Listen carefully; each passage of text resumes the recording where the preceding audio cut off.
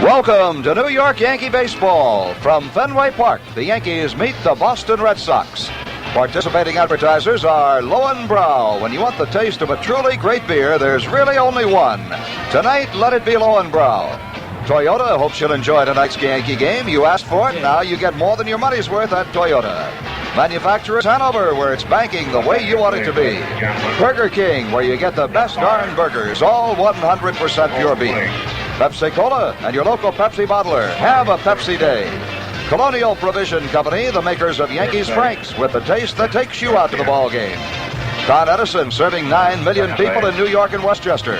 The 70 greater New York area Midas dealers who say, when it comes to your car, don't compromise, Midasize. Panasonic, just slightly ahead of our time with a full line of quality home electronics products. And the New York Yankees.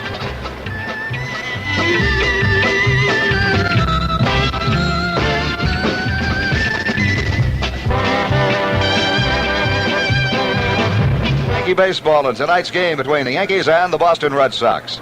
I'm Frank Messer along with Phil Rizzuto. We'll be joined later by Bill White and Scooter. Last night, the Yankees 21 base hits and a great oddity in the ball game. Only one ball was hit off the wall here at Fenway Park by the Yankees. Well, I tell you, that was the only way you were going to win the game last night. Hit the line drives, and I've never seen so many line drives hit by all the Yankees. I was talking to some of the players, and they said, gosh, last night it was easy to drive in runs because every time we went to bat, the bases were loaded. There's nobody out. That's for sure. And I tell you, tonight, the Red Sox have got to really be thinking. Because if Beatty beats them tonight, then they know they're going to face Guidry and Figueroa. Well, I think last night's win by the Yankees took a big load of pressure off Beatty, who will start tonight against the rookie Jim Wright of Boston. And we'll be back with all the action from Fenway Park in just a moment.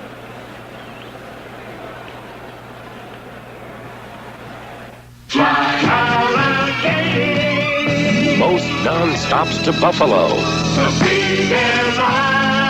With the hometown touch.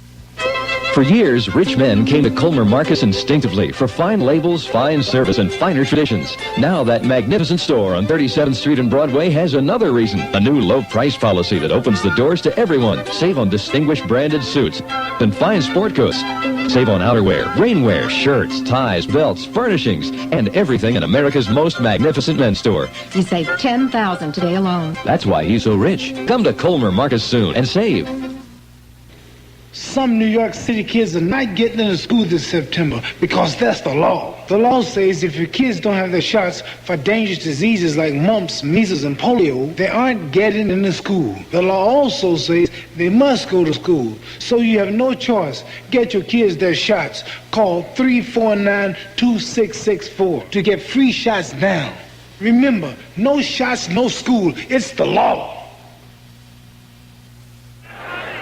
This copyright program is authorized under rights granted by the New York Yankees solely for the entertainment of our audience, and any publication, reproduction, or other use of the descriptions and accounts of this game without the express consent of the New York Yankees is prohibited. Well, you take a peek into the Yankee dugout. We've got a beautiful night for baseball, very much unlike last night when the wind was blowing in. It was cold. It is much warmer here at Fenway Park tonight.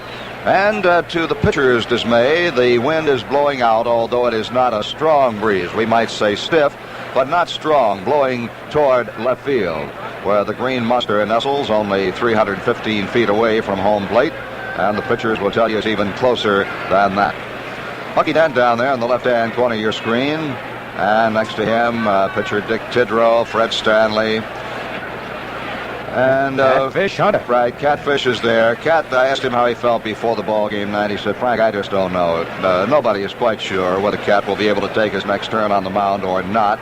Thurman Munson is okay, and he will start behind the plate tonight for the Yankees. All of us had quite a scare when he was hit by the pitch last night. And now the Boston Red Sox take the field for tonight's game. The Yankees will have Rivers, Randolph, Munson, and Jackson, and then Chambliss, Nettles, Pernella White, and Bucky Dent. The same lineup as they presented last night, with Reggie Jackson again, the designated hitter. We'll give you the Boston Red Sox batting order and check them out defensively in just a moment or two. But right now, Mr. John Kiley will play our national anthem.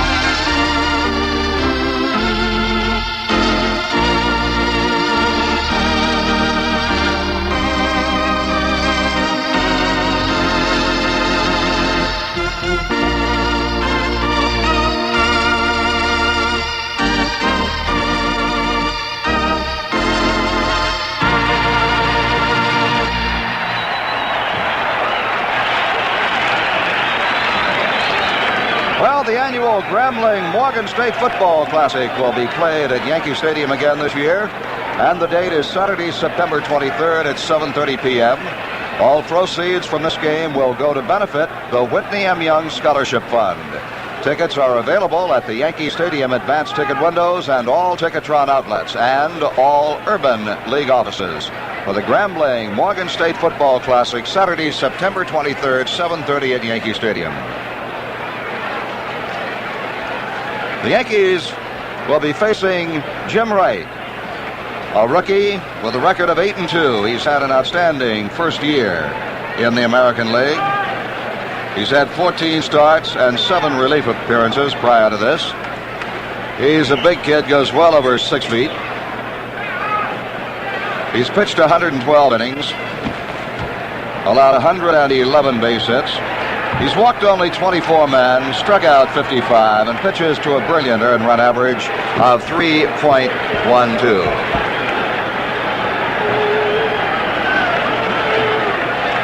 The Yankees, as we mentioned last night, hit season highs in both runs scored with 15 and base hits with 21.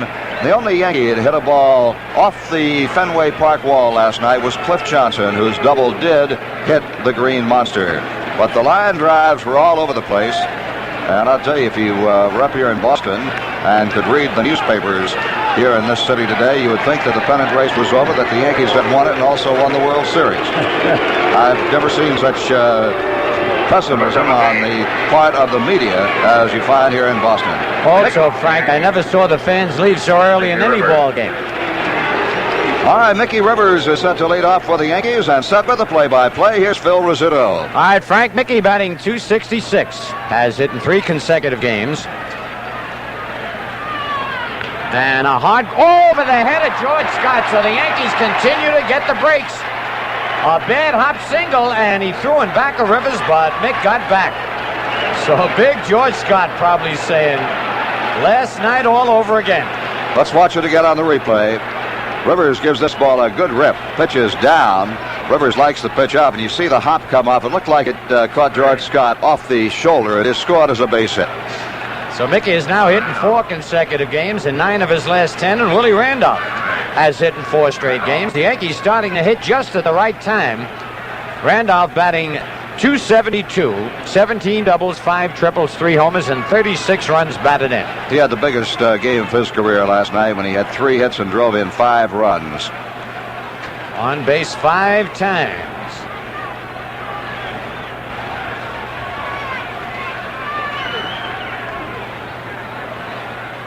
There goes Mickey, had a good jump. They'll never get him. And the throw goes, and Mickey's going to go to third. Holy cow, we told you when he's on base, things happen. That'll be a stolen base, an error charge to Fisk. We'll look at it again on the replay. With the pitch to Randolph, Mickey broke. He got an excellent jump as the pitcher, Jim Wright, failed to look at him. There's the throw, bouncing off the shoulder of the second baseman, Brohammer. Run down by Burleson as Rivers goes on to third. A stolen base and a throwing error charge to Fisk, and the Yankees have a runner at third with nobody out. Oh, that Rivers can fly. And now Fisk going out to talk with Wright. Both of them probably a little shaken after those first 2 plays, the bad hop single and the stolen base and throwing error. And Fisk telling him that he's got to hold those runners on a little closer. As Frank told you, he had a jump. They'd have never been able to throw him out. That's right. Catcher's got to have help. And Wright never looked over there. That was the 21st stolen base for Rivers. He has been thrown out only 5 times. And for Fisk, the error was number 15. And that's their 121st error of the year. 20 more than the Yankees have made. Well, they are in the unfortunate situation right now with a third baseman who can't throw, but they're still playing him. Hobson just cannot throw the ball, and he's picked up 38 errors already this year, most of them on throws. All right, you see Rivers at third. Hobson is even with the bag. George Scott is even with the bag at first. At short and second, they're deep. And that's low. 1-1. First pitch that Rivers stole on was called a strike on Randolph.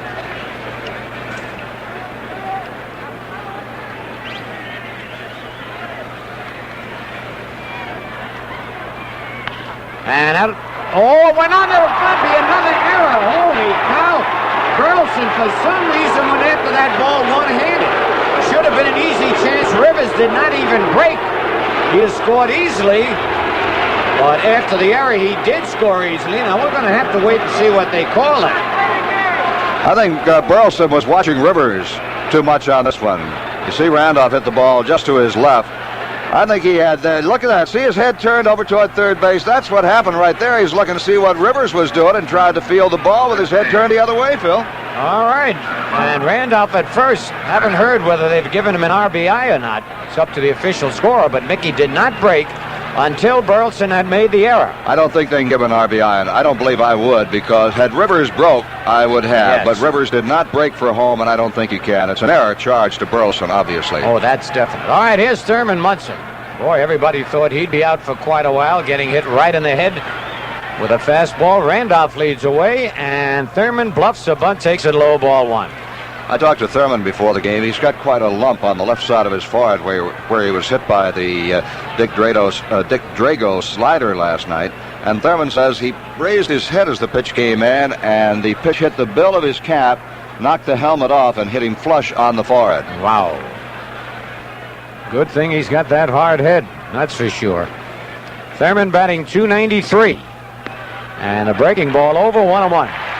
The sound we heard was the ball really hitting the bill of the helmet, but it did not absorb that much of the blow. Thurman said, just as you said there, Scotty, said, all us Dutchmen have hard heads. Thurman has 25 doubles, a triple, 6 homers, 64 runs batted in. Randolph leads away. And there goes Willie. And Thurman hits a high fly, hit it one-handed. But Yastrzemski and Lynn there, and Yaz makes the catch in deep left center. Thurman did not hit that well, or that would have been against the wall. He hit it one-handed. Randolph had a good jump, has to come back to first base. Let's watch Randolph's jump. See him, see there again. Wright didn't look over that way. Wright's going to have to start looking at those base runners, or they're going to steal him blind out here tonight. See the wind taking it back. Yastrzemski backing up, and now George Scott's going to go over and tell Wright to keep a little closer eye on those base runners at first. As Reggie Jackson steps in. Reggie batting .280, 11 doubles, 5 triples, 20 homers, and 74 RBIs. Yanks lead 1-0. I think Wright's feeling the pressure right now. The Yankee win last night. The Red Sox won last night. It would take a lot of pressure off on. He's concentrating so hard on the hitters, and when he's thinking about the hitters, he just is forgetting those base runners. All right, let's see if he throws over there and what kind of a move he does have.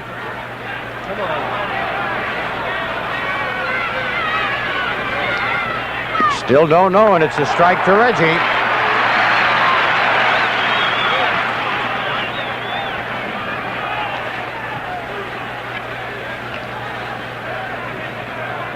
He has not lasted long against the Yankees in his 2 appearances. One time an inning and 2/3, next time 2 2/3.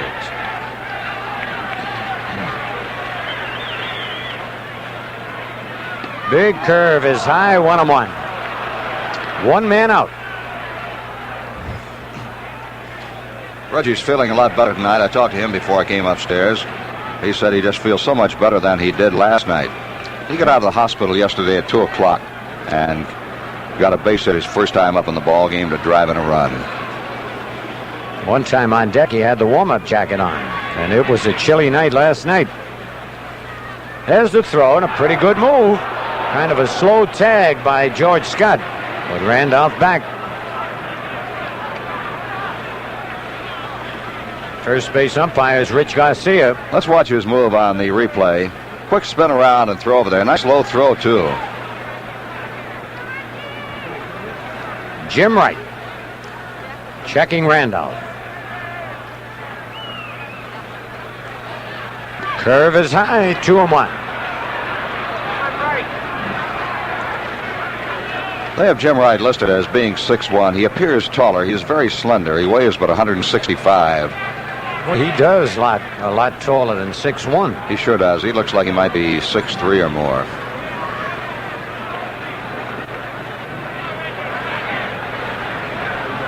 Looks like he's kind of deliberate out on the mound like Drago last night. Another quick throw, and Riley's back. Boy, that was a quick tag by Scott.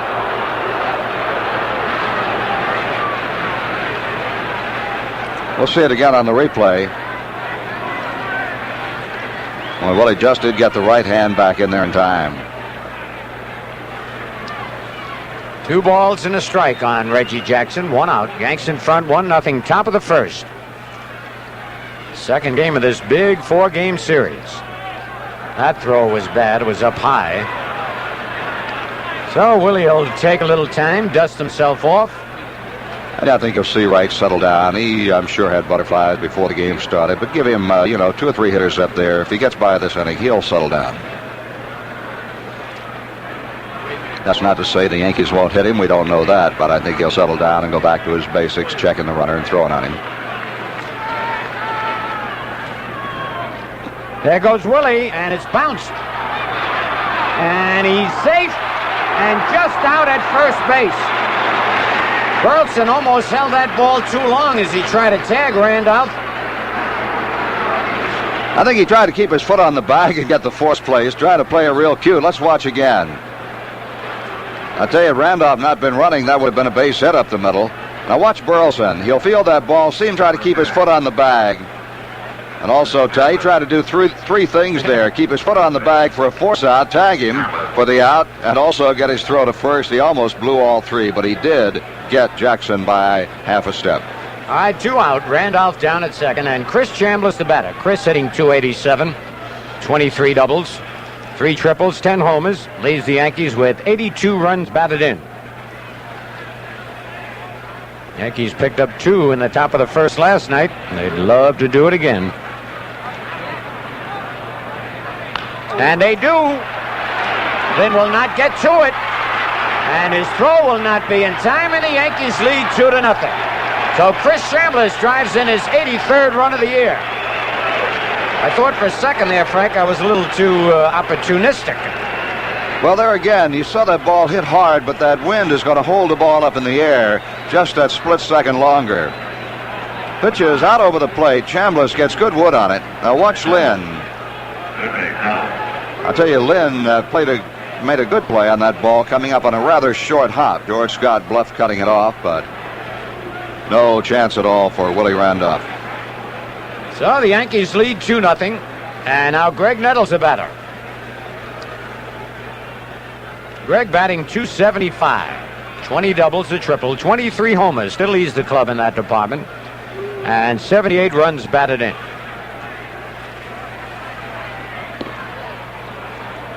Ball 1. Greg has been hitting consistently of late, too. Not the long ball, but he's been getting his base hits, and he's now hit in 7 straight games.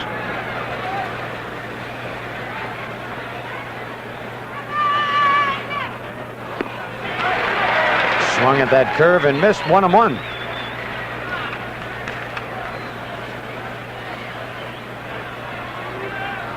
We mentioned before, Jim Wright is a good control pitcher. He's walked only 24 men in 112 innings this year. Nice play by Fisk. 2 balls and a strike. Plate umpire Monty Springstead looks it over, keeps it in play. I think the umpires, in deference to the cool weather up here, are wearing their white turtlenecks tonight. It's a lot warmer than it was last night. You know, they had frost up here this morning. They tell me 44 degrees, and they had their first frost of the fall. I believe it. Should say first frost of the summer. It's not fall yet on the calendar. Chambliss leads away. And a bouncer to Scott. He'll make the play unassisted. The Yankees are retired, but they pick up 2 runs on 2 base hits, an error, and a man left. The end of 1/2 inning. Yankees 2 and the Red Sox come. Oh, doesn't anybody give you your money's worth these days? You asked for it. Your money's worth and more. The Toyota Corolla 2-door sedan, Toyota's lowest priced car. If you can find a better built small car than Toyota, buy it. We bet you can. Because Toyotas are built with the economy and reliability you're asking for. Now's the time to see how much satisfaction you can get for your money. Finally, I'm getting my money's worth. More. You asked for it, you got it, Toyota.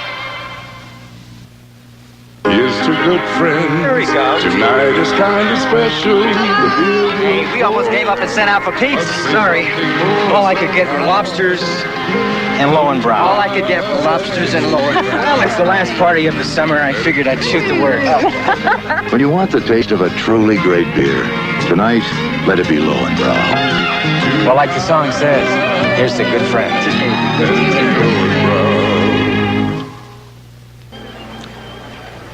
Fan Appreciation Day is coming up at Yankee Stadium Saturday, September 30th. Every fan who comes out to see the Yankees take on the Cleveland Indians that day will get one of these great thermal mugs so popular last year. The mug features the Yankee emblem and a brand new full-color 1978 Yankee team picture. That's Fan Appreciation Day, Saturday, September 30th.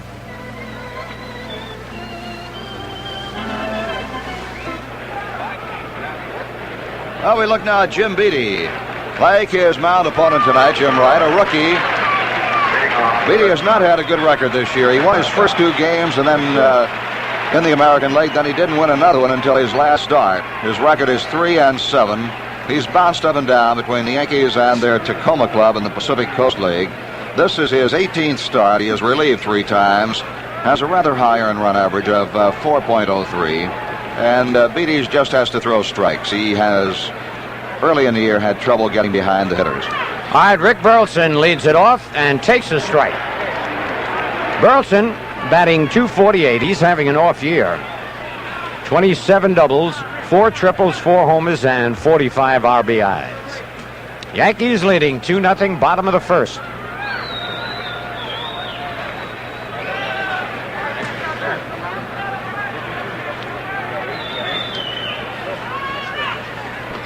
Strike 2. Good breaking pitch by Beattie. Burleson started after it held up and the ball nicked the corner.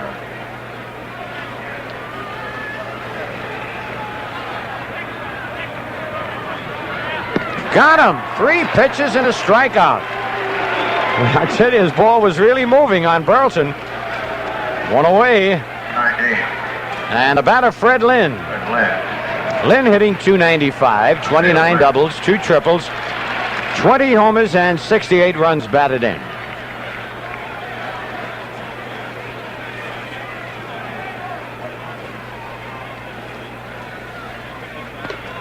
Ball 1. Jim Beattie beat the Seattle Mariners his last time out to break his 7-game losing streak. Riding high and outside, 2-0. That's the thing that will get Beattie in trouble, getting behind the hitters, having come in with a fat pitch. And pass. Nettles in the left field.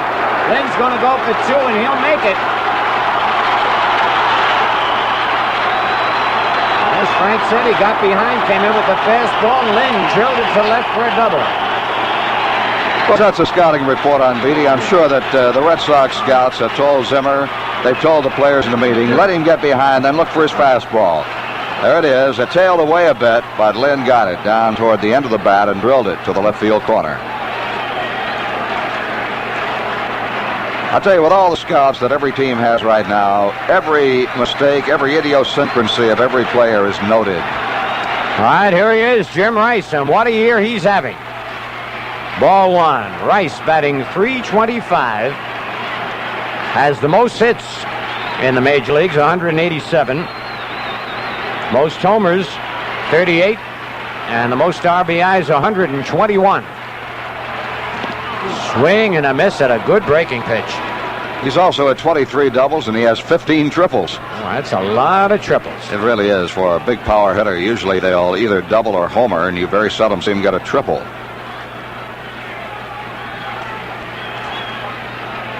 Beatty's got to pitch Rice like he did Burleson. Keep the ball away and break it out there. Off the end of the bat. And Piniella calling for it. Right in front of Rivers. Lynn tags and then comes back. Good throw by Piniella. Tell you, Lou really hustled that time. Normally the center fielder makes that play. But Lou called Rivers off it. And Lou had a better shot, I think, to keep the base runner at second base right there than did Rivers. Yes, he's got the better arm of the two. Here's Yaz. Got that right hand and wrist heavily taped. And Yastrzemski batting .290 with 19 doubles, a triple, 12 homers, and 65 runs batted in. You have to admire a guy like Yastrzemski. He's 40 years of age. Doesn't act it, doesn't play like it. He plays like a young man. Not that 40 years old, but it is in baseball. He's got a bad back. Last time we saw him, he was wearing a corset. And now he's got that strained wrist and finger. Hard to swing the bat. All right, 2 men are out. Yankees lead 2-0, bottom of the first. Ball one. So Beatty had no problems with the two right-hand batters, Burleson and Rice. But Lynn doubled off him. He's behind 1-0 to Yastrzemski. Brushed him back, 2-0. Wasn't that close. Yaz is right on top of that plate until he starts swinging. Then he kind of steps in the bucket and pulls away. I don't think I've ever seen a hitter wind up as much on a swing as Yastrzemski does. Nope. So he's ahead on the count, 2-0 Yastrzemski. And takes the strike, and he didn't like that one. You see him? Yaz thought it was high and away. I don't believe, Phil, if you were teaching a youngster to hit, you wouldn't teach him to hit the way Yaz does, although he has been a great hitter all his career. I don't fault him. No, that's a tough stance for anybody else to be comfortable with. Watch the way he leans forward when he gets set. There's Lynn leading away at second. There was the strike on the inside corner. 2 balls, 2 strikes. Yaz kind of looking for that ball away the way Lynn did. Well, it's so important for a pitcher not to set a real pattern. Mix the pitches up. Yep. Frank told you the wind is blowing out tonight. Foul over the roof, out of play. Cozy Fenway Park. Pitcher's nightmare, majority of the times. I think a pitcher has to go out there and just forget about that left field wall. You start changing your pitching style in this ballpark, you can get in trouble too. Oh, yes. So Beatty with those big hands, the way he grips that baseball. Struck him out, a fastball that really took off. So no runs a hit, nobody left at the end of 1. Yankees 2 and the Red Sox nothing.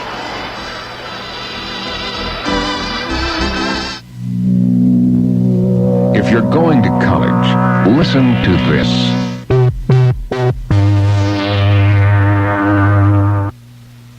Who's got the best darn burger in the whole wide world? Burger King and I. Who's got that juicy flame roll burger that's never fried? Who's got Coke and crispy French fries? It's Burger King and I. Burger King and I. Who's got the best darn burger in the whole wide world? Who's got the best darn burger in the whole wide world? Burger King and I. Americans see the smaller car as their salvation. What they don't know is that 4- and 6-cylinder engines rev higher, run hotter, and are murder on oil. That's why they need Castrol. In lab tests, the 2 leading motor oils showed significant breakdown in viscosity. Castrol didn't. And that's important, because after the motor oil breaks down, who knows what could break down next? Castrol, the oil engineered for smaller cars.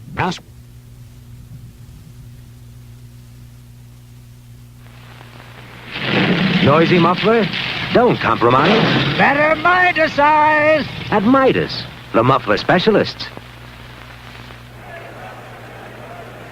After the Red Sox, those tough Milwaukee Brewers will be at Yankee Stadium Monday and Tuesday, the 18th and 19th.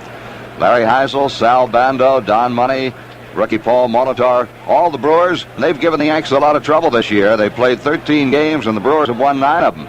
Good seats are still available, so get your tickets now and make your plans for the Yankees and the Brewers on the 18th and 19th. Right now, we pause to let our network stations identify themselves.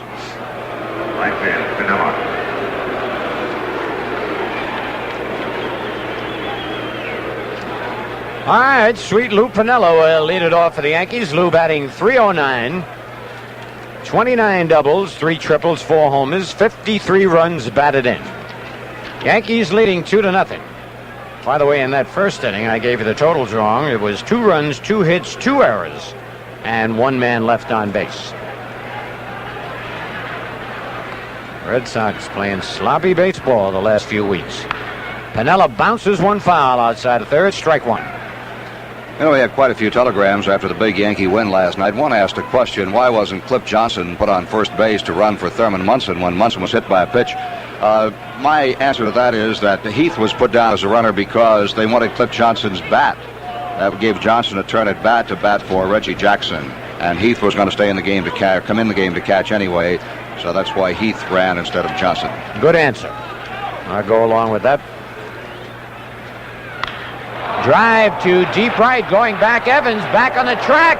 He can't get it off the wall. And Piniella is going to try for third. And a break for Piniella. It gets by Hobson, but Piniella will stay there. The cutoff man did not throw the ball as soon as he got it. He turned around, made the cardinal sin of looking, hesitating, and then throwing. That's it. Piniella hurt himself a little bit going into third. That's the reason he didn't try to come home. I think he just ran out of gas, Frank. That may be. All right, let's watch it again. Pitch down and away from him, but he got good wood on it.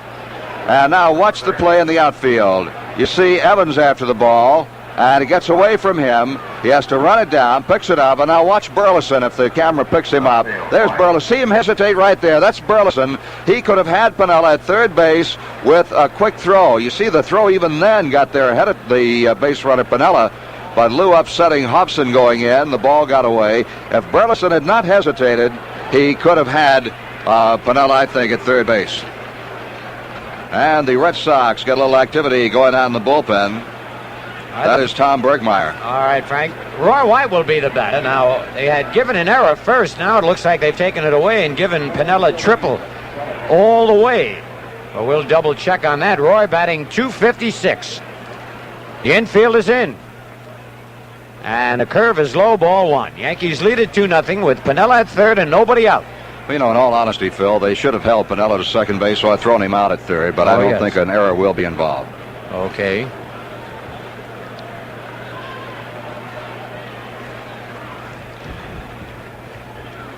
And bounces off the plate, off fist.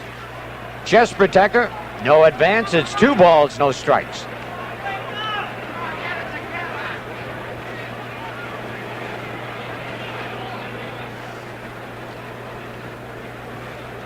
That's the quietest I've ever heard a crowd here at Fenway Park in Boston. Yep, this and last night.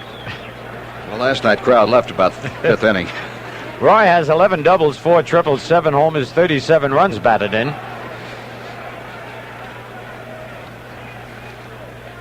Foul back. 2-1. They had the greatest 9:30 traffic jam in the history of Boston last night. Yeah, I read about that. Everybody wanted to get out.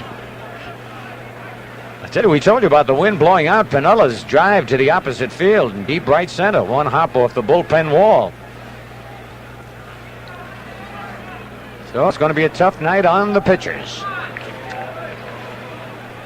2 balls and a strike on Roy White. And there's a base hit, and the Yankees lead 3-0. The benefit of that drawn in infield.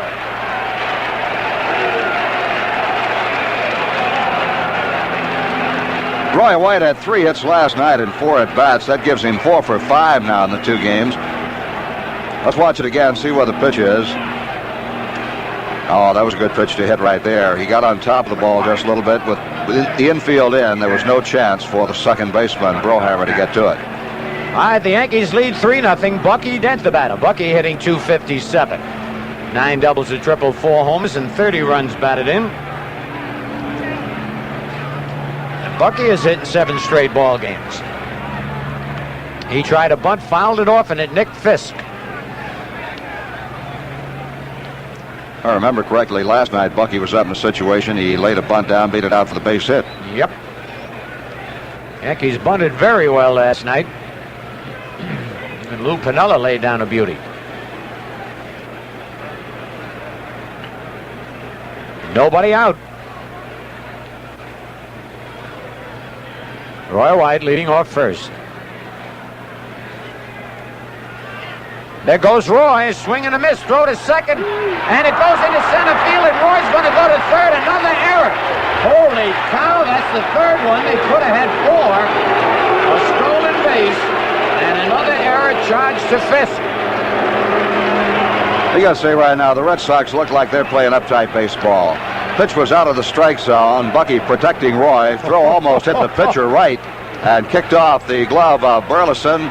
White picks himself up and goes on to third easily. And again, they'll bring the infield in with nobody out. Roy is at third, and the Yankees with a big chance again to pick up a run. Fisk, like a lot of catchers this late in the season, has got to be getting tired too. But he has made 2 bad throws so far. That one he almost hit his pitcher right. Right at him, screened off that second base play. Pitcher got to get down out of the way in a hurry. Curve over Bucky's head. 1 ball, 2 strikes. Yankees 3, Red Sox nothing. We're playing the top of the second. Look at Zimmer over there, the infield in. If Bucky drives one through to get this run in and Rivers up, you may see Bergmeyer come into this game. I would think so, Frank.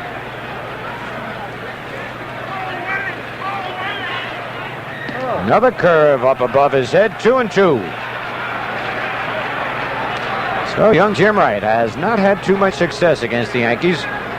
This is his 3rd appearance against them. 1 start, 1 relief.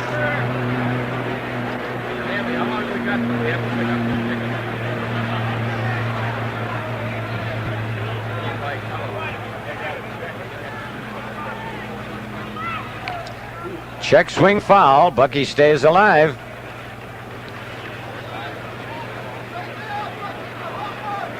Bucky had 2 hits in last night's game, drove in 2 runs. He went 2 for 6 at the plate.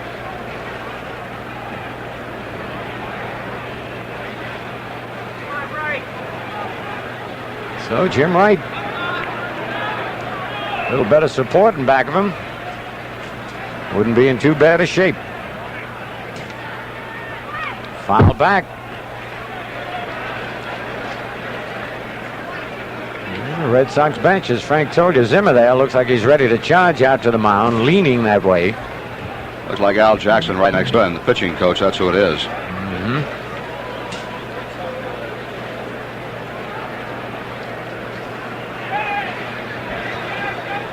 2 balls, 2 strikes, nobody out.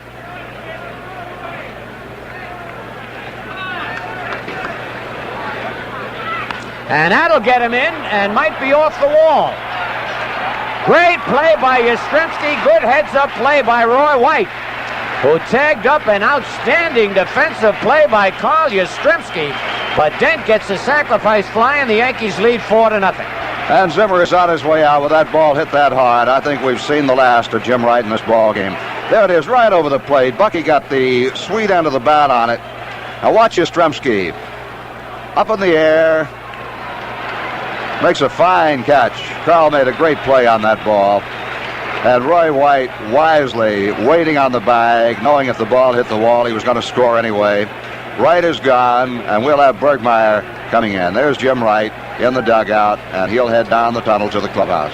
So the pitching change is being made, and while Bergmeyer comes in, we'll step out for this word.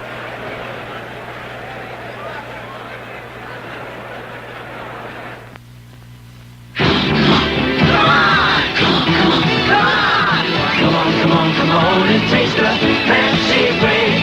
Come on and have a fancy drink. You're on the trail of something great. Today was made to celebrate. Come on and have a Pepsi drink. Happy January. Have a fancy drink. people used to preserve their food with a chemical called sodium chloride. Salt, not very effective. But today we have chemical preservatives, like potassium sorbate made by Monsanto, that keep foods like cottage cheese days and weeks longer without spoiling.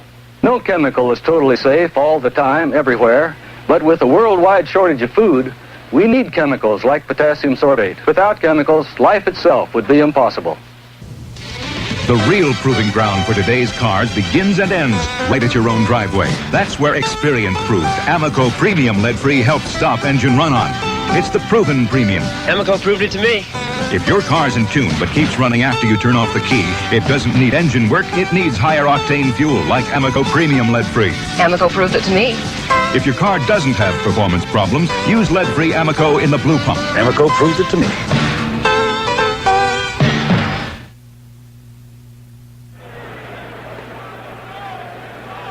Tom Bergmeyer always seems to pitch well against the Yankees. Overall this year, he's won 2 and lost 1 in 30 appearances, only 1 start.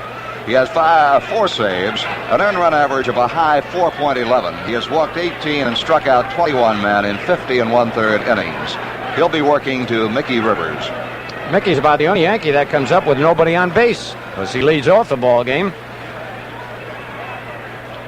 Mickey singled, stole a base, and scored his first time up, standing well in front of home, and fouls it off, strike 1.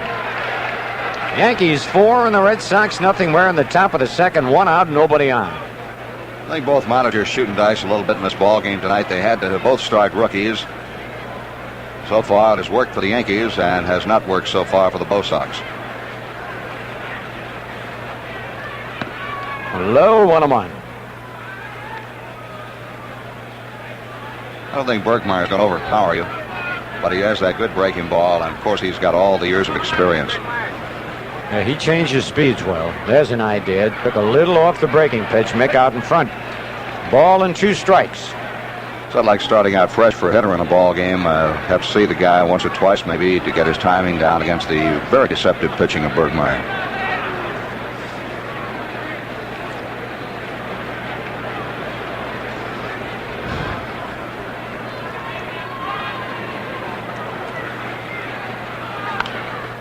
Foul, and that'll be out of play. Hobson watches it go over the Yankee dugout into the crowd. Jim Wright's record, 1 1/3 innings, Phil. 4 hits, 4 runs, no walks, no strikeouts. Ball and 2 strikes on Mickey Rivers. And another base hit for Mickey. He just flicked his wrist at that ball, and it jumped out to center field. We'd like to take just a moment to remind everybody that all box reserved and now general admission seats are completely sold out for next weekend's 3 Red Sox games at Yankee Stadium. However, there are still some unreserved bleacher tickets remaining.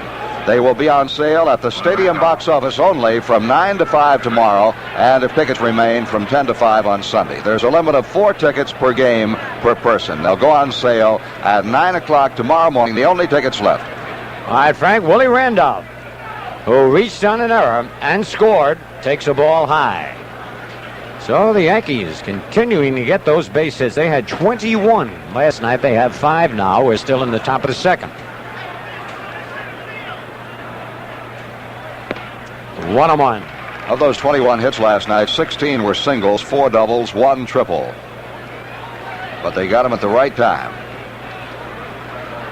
The Red Sox had 8 hits in the game, and 6 of their 8 were extra basers, including Fisk's home run and a triple by Yastrzemski. The Yankees won it 15-3. Yeah, that's right. They got more extra base hits than the Yankees. They did, right. High fly. Fred Lynn starts in, backs up a little, makes the catch. Well, those of you who may have tuned in a little bit late to our telecast and are wondering about the condition of Catfish Hunter, obviously Thurman is all right because you see him there playing and catching tonight. And the jury is still out on Cat's pulled groin muscle. He doesn't know when he'll be able to pitch, whether he'll be able to take his next turn or not. There has been no decision made as yet. Physically, Cat feels all right, but he does have the groin pull, and it's just unknown when he'll be able to pitch. All right, Frank, 2 men out. Munson flied to left his first time up. Could have been a very disastrous evening for the Yankees, even though they won with the loss of Hunter for a while and Munson. Thurman takes a ball outside, but Thurman right back in there. He reminds me of the Iron Man Lou Gehrig. Gehrig was hit in the head and knocked out. Thurman was not knocked out. He never did lose consciousness, but Gehrig was knocked out. It was an exhibition game, and my first manager in the minor leagues hit him in the head, Ray White, but he got up, played the next day, and continued his streak. 2 balls, no strikes to Thurman. So we look at Bob Lemon and the Yankee bench. The thing that bothered Thurman more than anything else last night was the fact they tried to lead him off the field. Thurman doesn't like to be touched. He, if you're a friend of Thurman's, never walk up to him and put your hands on him. He just doesn't like it, really. Out in front of the curve, fouled it off. 2-1. Some people have, I don't know whether it's a phobia or not, it's just a feeling, and Thurman just does not like to be grabbed, and when they tried to lead him off the field, he shook everybody off. In fact, when Herman Schneider, the Yankee trainer, first got to him on the ground, he put his hands on and tried to roll him over, and Thurman said he had to apologize to him, and he exploded at him just a little bit because he didn't want to be touched. All right. 4-0, the Yankees leading in the top of the second. Inside, look at Bergmeyer. He thought that had the corner. 3-1. Thurman flinched just a little bit, but held up the bat. Thurman has been hitting the ball well. He had gone 3 for 3 in last night's ball game before the number 9 Red Sox hitter, Butch Hobson, ever came to bat. May go down the record books if you keep records of such. Ball 4. So Thurman held up again. That's the first Yankee to get a base on balls in this ball game. Munson at first, Rivers at second, and Reggie Jackson the batter. Reggie bounced to short his first time up. Jackson. Hitter. Jackson.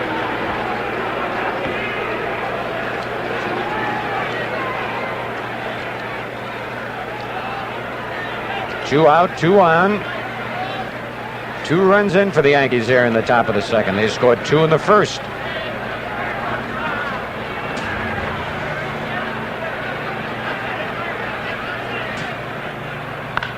Oh, that might be gone. The wind taking it. That ball is out of here. A 3-run homer for Reggie Jackson. And the Yankees lead 7-0. Holy cow. And he did not get all of that ball. A 3-run home run for Reggie Jackson. Well, look at that greeting for him at home plate. Everybody wants to slap a little skin right there, and Jackson did. Hit the ball well, and as you said, Scooter, he really didn't get all of it. Now comes Miller time. When you've got the time to celebrate something special, head for the best tasting beer you can find. Miller High Life. Boy, you talk about a ball jumping out, that one jumped. It really did. 7-0. Here's the end of that home run. Still Evans, jumping. watch, he's trying to push the wall back. Whoop, there goes his hat in the bullpen. Very excited bullpen crew out there. That was Kenny Clay up on his feet leading the applause. Oh, Chambliss very seldom goes after a bad pitch. A little over anxious there with the wind blowing out. Chris Single to drive in a run his first time up. So Reggie right there with 3 RBIs puts him at 77 on the year. That's low. 2-1 to Chambliss. Yankees leading 7-0. This is even a better start than the Yankees had last night. Another hit for Chambliss. Holy cow.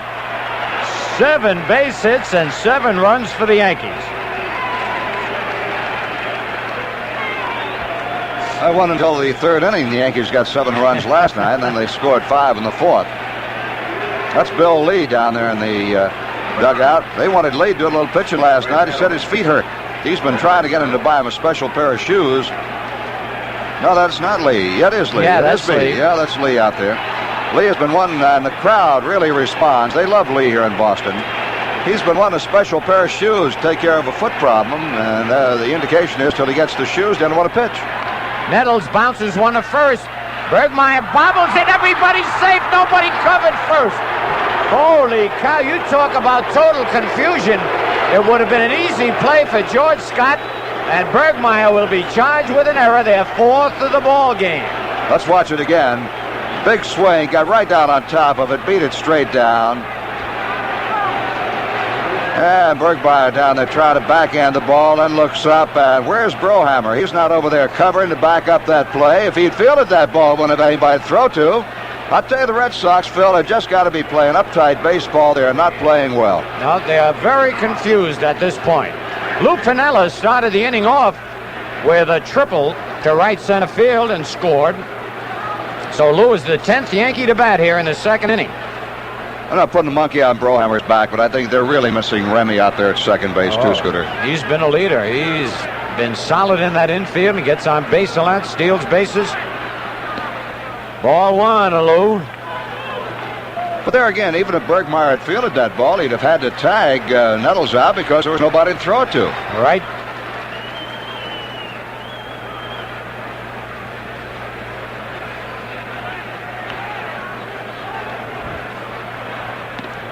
Oh, man, he got away with a hanging curve. Look at Piniella. Lou wanted to jump on that one. Lou's saying to himself, I can't believe it. I can't believe it. He threw that pitch and I didn't swing at it. 2 balls, no strikes.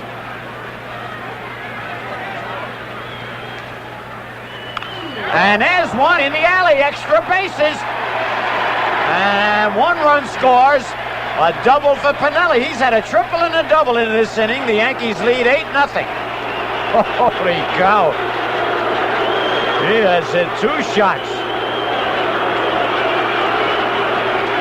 There it is again. Pitches down. Piniella went down below his knees to get it. Gave it a hard rip up the gap in left center.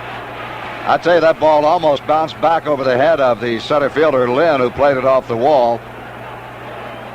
Chambliss in, Piniella down at second base. Ray Scott for the bag. No throw there. All right, Roy White, who singled to right field, drove in a run, and later scored in this same inning about a half hour ago. Is up for the second time. Foul back, strike 1.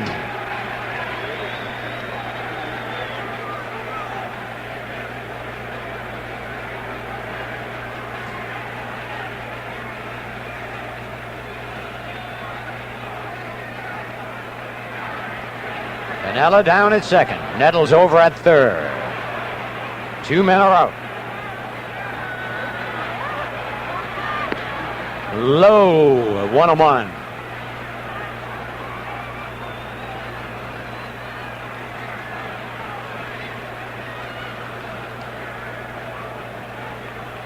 Tom Bergmeyer in relief of Jim Wright. Both of them have been touched up for 4 runs in the game. Oh, Roy a little anxious that time on a high breaking pitch. A ball and 2 strikes.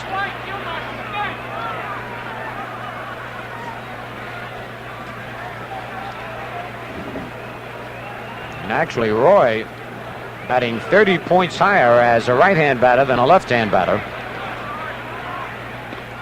Just inside, 2-2.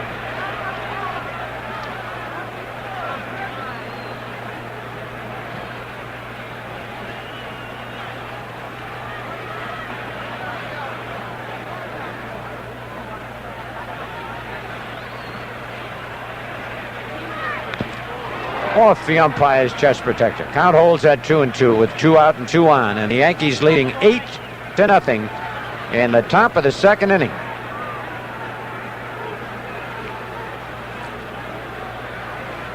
Now, you folks watching at home might think this is an instant replay of last night's game.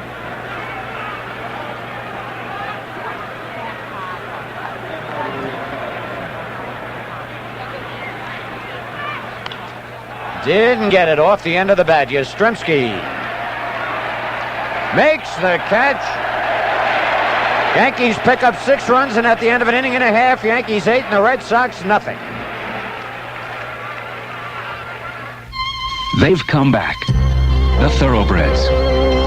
The Jockeys. They've come back to the Meadowlands. Always exciting thoroughbred racing is even more exciting at night. Thoroughbred racing at night is back at the Meadowlands. First race, 8 p.m. It's even more exciting at night. How do I get a checking account that won't cost me anything? At Manufacturers Hanover, just keep $400 in a savings or checking account, and your checking is free. Well, see, now I'm going to be writing a lot of checks. I got, look here, I got Planet of the Month Club, Cheese of the Month Club, and then I got Shirley's psychiatry bills, and that's my canary. She's afraid of height. Oh. You have your own problems. All right, just fine, thank you. What I'm trying to say is, what would happen if I accidentally bounce a check? You can apply for overdraft protection. Really? Where do I sign? Manufacturers Hanover. It's banking the way you want it to be. Here's to good friends. Here we go. Tonight is kind of special. Hey, we almost gave up and sent out for pizza. Sorry. All I could get were lobsters and Lowenbrow. All I could get were lobsters and Lowenbrow. Well, it's the last party of the summer. I figured I'd shoot the word.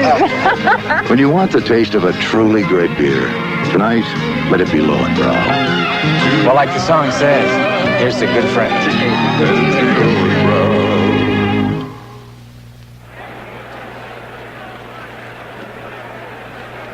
Well, the Yankees are leading 8-0. Phil Rizzuto, something that I've thought about all day long. I think ought to be mentioned. I don't know what your reaction is. But last night, Catfish Hunter pulled the groin in his right leg and took himself out of a ball game leading 12-0. And the more I think about it, the more I have to give Cat credit for that. I know I have known of pitchers who would stay in there and he put up with the pain to get the win, but maybe fool around till maybe 5-6 runs are scored against him, and against a team like Boston here at Fenway, could have turned the ball around. I've got to think that Cat is to be commended for giving up a sure win, really, to take himself out of that ball game. Oh, no doubt about it, Frank. And he knew that he would be hurting the club and himself if he had stayed in there, and he's looking to the future. Something a lot of people might not think about, but it's a thought that has occurred, and I think it should be mentioned. All right, Carlton Fisk batting .298. 37 doubles. You know, there's never been a catcher to lead both leagues in doubles ever. He has 3 triples and 20 home runs, and the pitch is high, ball 1. If I'm not mistaken, Mickey Cochran had 42 doubles one year. He didn't lead the league, but he has the record for catchers. Right. Let's see, where Carlton's not too far away from the league leaders.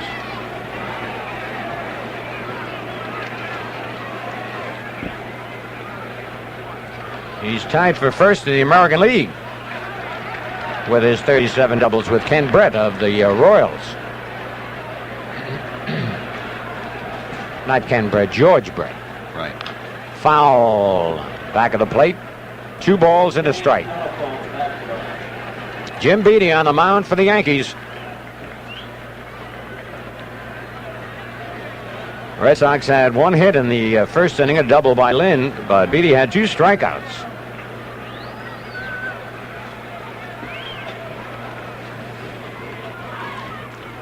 Woo! It bounced off the plate. Munson, the umpire. 3 balls and a strike. And now is when Beattie's got to throw strikes. Base on balls hurt you as much here in Fenway as the long ball.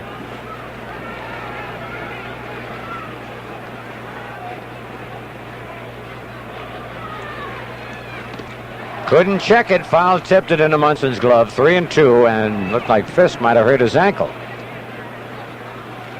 Right after he hit the 2-run homer last night, he was taken out of the ball game, so he could be hurting again. Very susceptible to injuries, Mr. Fisk.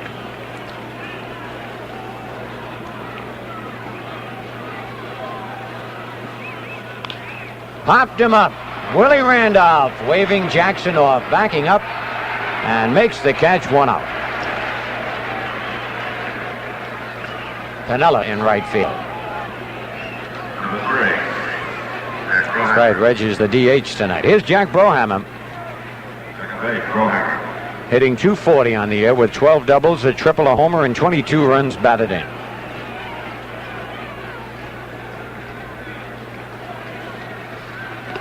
Curve high, ball 1.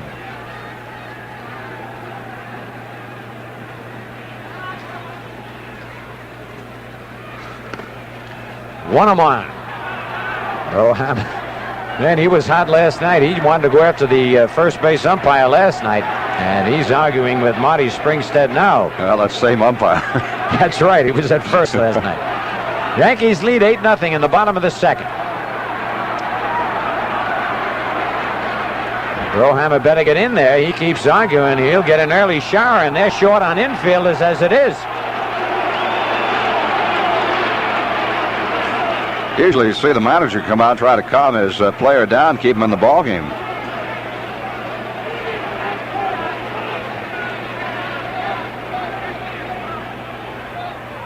Change up in there, strike 2.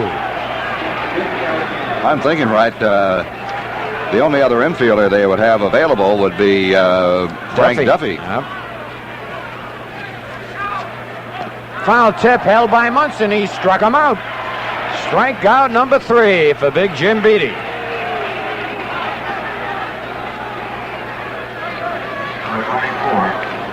Oh, the big star at Dartmouth. A lot of his buddies here tonight. Dwight Evans will be the batter. Dartmouth is 0-3 here this year. Oh, yeah, that's right. I saw that in the paper. Broberg is the other one. Yeah, Broberg and Beattie. Dwight Evans. Bunts, foul. Boy, he had himself a base hit. Red Sox trailing 8-0, and Nettles playing very deep at third, but he fouled it off. Evans was seriously beamed not too long ago. He's in the hospital, and he had a room next to Patty Branca, Ralph Branca's daughter, who's recuperating from surgery up here. Looking forward to her folks' visit tomorrow. All right, a breaking ball over, strike 2. Patty is doing well, and understand that the family is coming up for the weekend. Outside, 1 ball, 2 strikes. Watching our game back in New York tonight.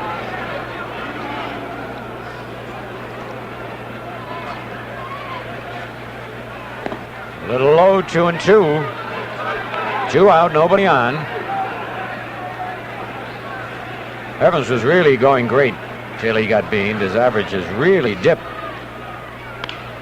Drive to right, but Piniella turns, stops, and makes the catch. 3 up, 3 down, into 2. Yankees 8, Red Sox nothing. In September Reader's Digest, read how people are joining the tax revolt all over the country. September Reader's Digest, special 79 cents. I won't get stuck like this again. Next time, I want a car that gives me my money's worth. You asked for it. Your money's worth and more. The Toyota Celica. If you can find a better built small car than Toyota, buy it. We bet you can't. Because Toyotas are built for comfort, durability, and performance. Now's the time to see how much satisfaction you can get for your money. Finally, I'll get my money's worth. More. You asked for it, you got it, Toyota. On Monday, the party of the first part in Cleveland sued the party of the second part in San Diego. On Tuesday, the party of the second part turned right around and sued the party of the first part named the party of the third in San Francisco. On Wednesday, the party of the third part sued a fourth and fifth party in Jacksonville. And on Thursday, the party of the fifth part not only sued the sixth party, but all the other parties one more time. Now we ask you, where would all these parties be without Federal Express Courier Pack? Up to 2 pounds picked up, flown, and delivered overnight for only $14. 20,000 tons of icy terror. Avalanche, Lock Hudson, Mia Farrow, rated PG. Now playing at a theater near you. Well, you're looking at Bill Lee, the third Boston pitcher employed in this ball game. Lee had been starting earlier in the year, but has been relegated to the bullpen by manager Don Zimmer, who will use him out of the bullpen, according to Zimmer, the rest of the year. Bill Lee has had, as we told you before, bad foot. He has asked for a special pair of shoes to help alleviate the condition. Overall, he has won 10 and lost 10. This will be only his third relief appearance this year. In 24 starts, he had 8 complete games, 1 shutout, 168 innings, 56 walks, 41 strikeouts, and an earned run average of a decent 3.6. At one time, Frank, he was like 10-3, I believe. Lost 7 in a row. Yes, he was. He got off to a real good start this year. Then he could not win as a starter. Was sent to the bullpen by Zimmer, and recently hadn't been pitching at all. All right, let's see if he throws that blooper pitch on the first one. Nope, the fastball, and it's in for a strike.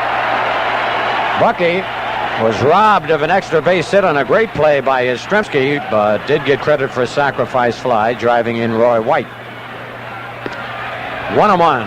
You can tell with the crowd reaction, Bill Lee is very popular with the fans here in Boston. He is a rather controversial figure. He's his own man. And one drill to left center, but Lynn is there. And backing up makes the catch. He almost didn't get the glove up in time as he was backing up.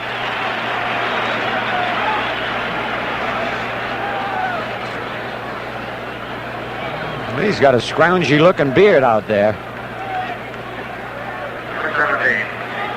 Mickey Rivers, 2 for 2. Single to right, single to center. He scored twice and also stolen a base.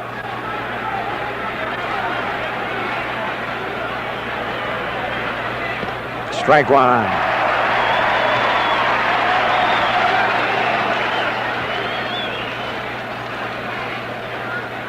Looks like he's going to have problems growing a big beard. Swing and a miss. Strike two.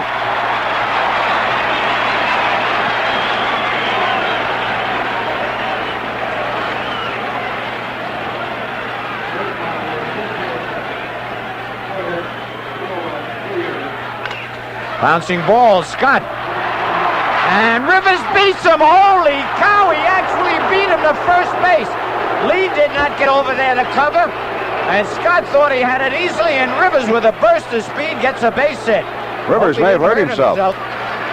Gene Michael down there with him. Looks like Rivers may have hurt that leg. He's got a tender knee to start with, and digging out for the base hit there, he may have hurt it. Gene Monahan is on the run to 10 Rivers. I tell you, Bill Lee, I've just never seen the Red Sox play this disorganized baseball in my life, Phil. Oh, I hope it's not a hamstring. You see where he was grabbing, Frank? Gotta watch this. Now, Scott thinks he's got him easily as he hesitates. Well, Scott looked up there. I think he wanted to flip the ball to Lee. Saw Lee wasn't there, and Rivers just beat Scott to the bag. Makes that big leap. Scott trying to go in. Oops, see, Scott didn't want to. Did it. Yeah, right there. As he hit the bag, Scott didn't want to cross the bag and run into Rivers. Give Scott credit there. And Mickey's going to leave the ball game. Blair is out there already on the bases. Credit Rivers with his third base hit in this ball game. He is 3 for 3 in 3 innings. So again, we have a case, Phil Rizzuto, for the second night in a row, and I'd never seen it before last night, where a player has had 3 for 3, and now 2 men on the other team have not yet come to bat. Last night, I couldn't believe it when Munson had 3 hits before Hobson got up. Here, Rivers has got 3 hits, and the Sox have not batted Scott or Hobson yet. All right, Randolph reached in an error, fly to center. Willie takes a ball high.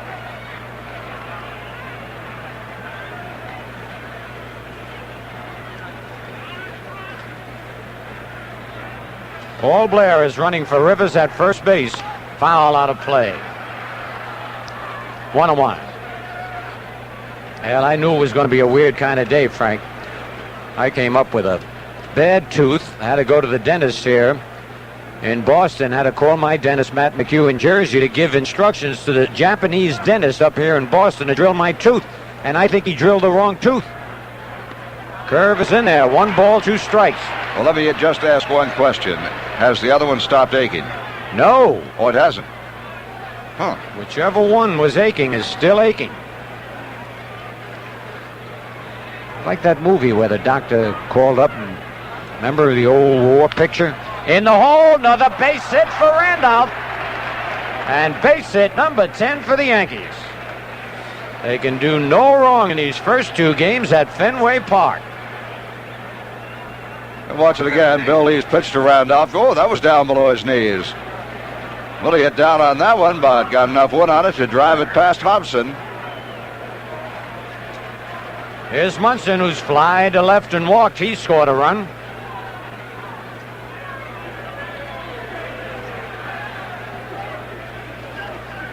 One man out. Yankees leading 8-0. Scored 2 in the first, 6 in the second.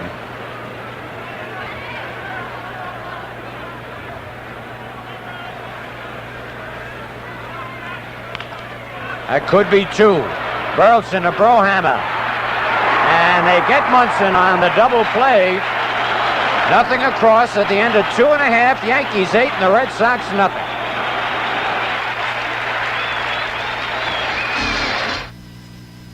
Funny, but I found the best way to cut down on cigarettes was good smoke. Take a tip from the people who smoke Tipperillo. It's the kind of taste that Lotar's just couldn't give me. I went from 2.5 packs of regular cigarettes a day to 2, maybe 3 packs of Tipperillos a week. Pretty good, huh? My husband still enjoys smoking, but now he doesn't smoke as many cigarettes. Tipperillo. It's a good tip. It's good. And it's halftime here at the stadium. This fall, take a few minutes between halves and build up your lawn with some Scott's Turf Builder. Right now is the best time of year to get a thicker bluegrass lawn by growing more grass plants. Turf Builder will make any active lawn greener now and green up faster next spring. We're all set for the kickoff now. Just a few minutes this weekend. You'll see the difference now and next spring, too. A&S announces a sale that'll really wake you up. Tomorrow only, a sale on Stearns & Foster bedding made expressly for A&S. A&S is reducing prices on its entire private Stearns & Foster line for one day only. Choose your firmness, choose your size, and save. For example, these twin sizes are $55 and $66. Other firmnesses start at $77. So come to our A&S bedding sale. Big savings tomorrow only at Abraham and Strauss. Paul Blair will go into center field for the Yankees. He ran for Rivers. Rivers hurting his leg, beating out an infield hit. We have not had word on him. So Paul Blair right there is now in center field for the Yankees. And we go to the bottom half of the third inning with the Yankees leading 8-0. You know, Phil, the Yankees with 10 hits tonight had 21 last night. That's 31 hits, and still only one ball has hit the wall here at Fenway. Yep. All right, Big George Scott, the batter. He swings and misses strike one. I tell you, George swung at some pitches out of the strike zone last night that were unbelievable. He's batting .241, 14 doubles, 4 triples, 11 homers, 49 runs batted in. George is very unhappy batting 8th in the batting order. He feels he should be batting up higher with a chance to drive in runs, so he's going to be swinging for home runs and might be an easy out. Yep. He laid off that one. Looks it over, flips it to Munson, 1-1. He stands a long ways from that plate, and Beatty and Munson trying to hit that outside corner.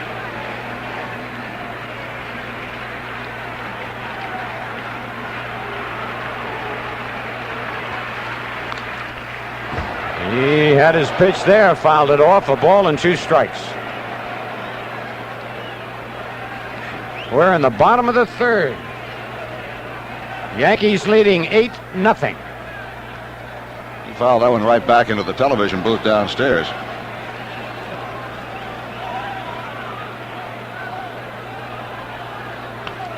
Foul over the roof, out of play.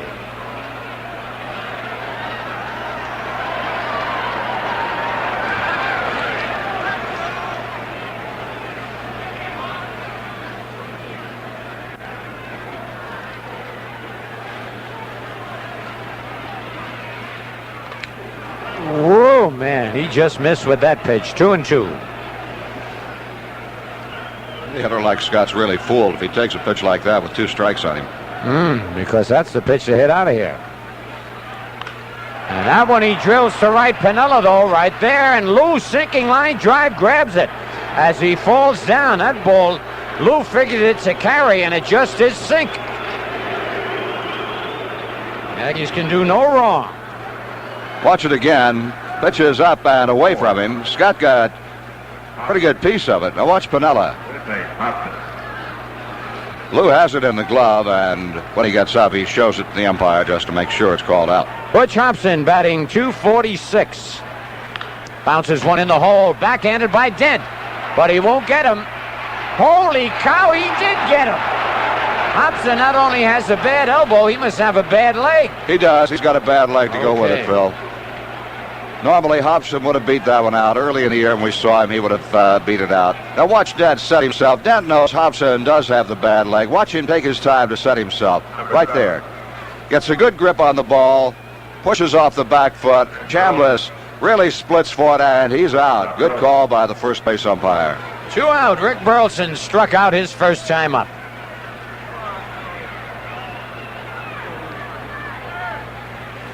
Strike one. How many times seen a shortstop on a play like that get the ball, make a good play, and then throw it away or get nothing on his throw? I like the way Dent played it. Yes.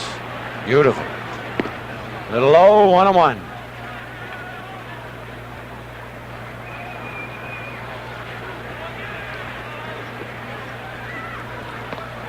Inside, 2-1. And that's just the score. Baltimore-Toronto, 2-1 Baltimore at the end of 3 innings. Doug Ault has homered for Toronto in the game. Mike Flanagan against Tom Underwood. Bounce to second. Willie Randolph. Nice bounce. And Willie sets himself and throws him out. Frank Messer will carry you along the next 3. At the end of 3, Yankees 8 and the Red Sox nothing. Mother Nature hates shiny new cars, so she kills your new car's finish and rips you off. But lately, she's had to adjust to something new. Thousands of new car dealers are treating cars with polyglyco, penetrant sealant that keeps a car looking new and is backed in writing for 3 full years. Now, when she tries to ruin a new car's finish with her natural elements, nothing happens. Motorcycles, RVs, even airplanes and boats stay looking new. She'll have to adjust, though, because with polyglyco, it's a brand new world. The best darn burger in the whole wide world. Hit it, kids. Who's got the best darn burger in the whole wide world? Guys? Burger King and I. Who's looking pretty sharp now? Who's shining up the floor? Who's slicing fresh tomatoes? Who tries to give you more? Let's open up the door. Who's got the best darn burger in the whole wide world? Burger King and I. Who's got that juicy flame-broiled burger that's never fried? Who's got Coke and crispy French fries? It's Burger King and I. Burger King and I. Who's got the best darn burger in the whole wide world? Who's got the best darn burger in the whole wide world? Burger King and I. Well, those young Toronto Blue Jays will be at Yankee Stadium the 26th, 27th, and 28th. Then the Yankees close out the season hosting the Cleveland Indians the weekend of the 29th, Friday, Saturday, and Fan Appreciation Day, Saturday the 30th. The final game of the season, Sunday, October 1st. Get your tickets soon. Reggie Jackson up, and Lee's first pitch inside on him. We'll finish up the scores as we go along here. Reggie hit a 3-run homer in the second inning. Hit it off the roof of the bullpen dugout. It was his 21st home run of the year, giving him 77 runs batted in. That gave the Yankees a 7-0 lead. They now lead 8-0.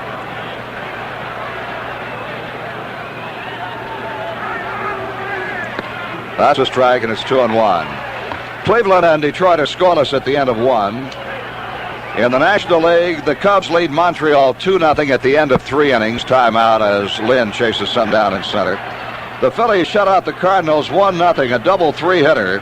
Dick Ruthven won it, his 13th win on a 3-hitter. Tom Bruno and Mark Littell combined on a 3-hitter for the Cardinals, and Bruno lost it. Second game, the Cardinals did not score in the first. The Phillies are batting. Danny O'Brien against Jim Cott. Foul out of play.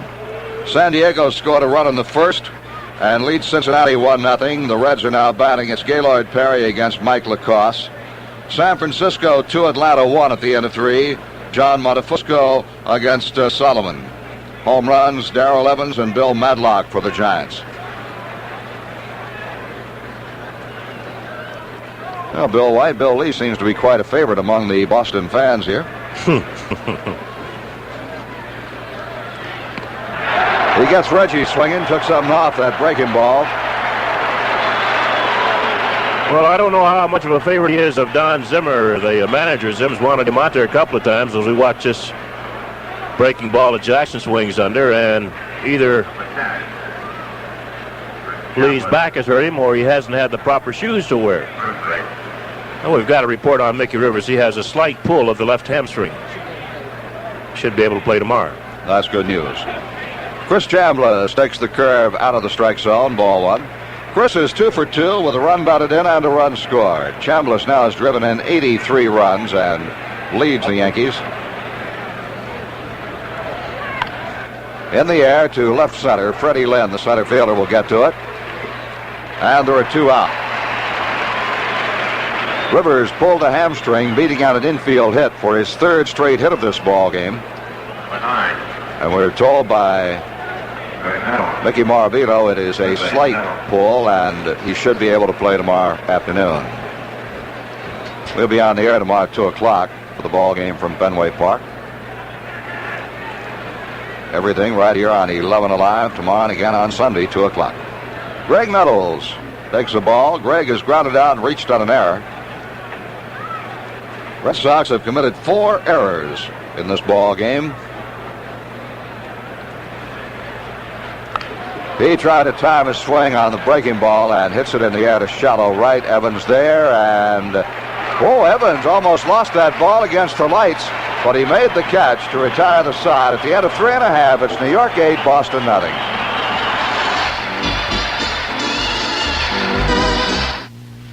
Hey, I don't want a lot. Just my money's worth. You asked for it. Your money's worth and more. The Toyota Sport Truck. If you can find a better built truck, buy it. We bet you can't. Not with the car-like ride, comfort, and rugged dependability that comes in this Toyota truck. Now's the time to see how much satisfaction you can get for your money. At last, I'm going to get my money's worth. More. You asked for it, you got it. Toyota. I got Midas-sized in Topeka, Kansas. Just goes to show you're never too old. I got Midas-sized in Brooklyn, New York. Words cannot express my satisfaction. You can get Midas-sized at over 800 Midas shops across the country. And if anything ever goes wrong, we'll replace the muffler free as long as you own your American-made car.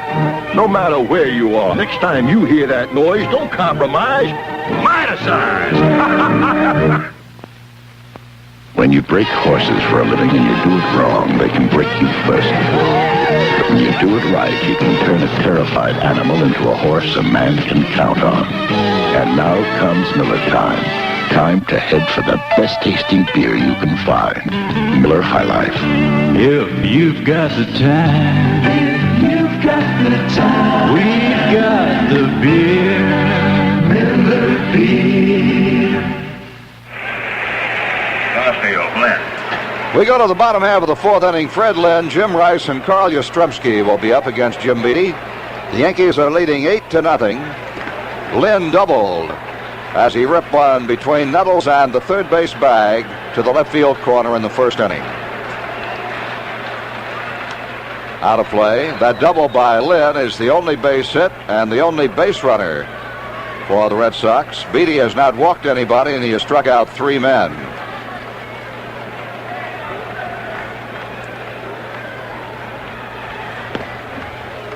And he got the fastball over on him. Strike 2 called.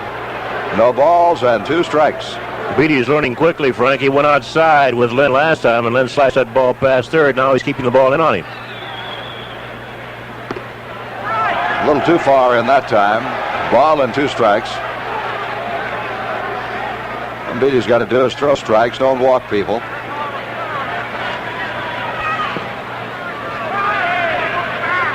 That is 2-2. Watching Fred Lynn take a little extra batting practice prior to the ball game. His bat really is not as quick as it was earlier. Of course, everybody slows down just a little bit. It's getting into the dog days, Frank.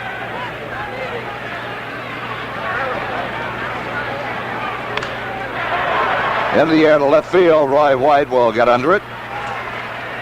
And there's one away. I don't know, Bill, is there anything that a hitter can do when the bat slows down this time of year? You know you got to play, you're in a race, you got to get the base hits. Just what can you do? Well, a lot of guys refuse to take batting practice at all. A lot of them will go down a couple ounces on the bat. They'll get a little lighter bat. They've been swinging a 34-ounce bat. They might go down to 32, maybe 31. Or the same bat, but with less wood in it. Jim Rice, his bat never seems to slow down. He fly to right field his first time up.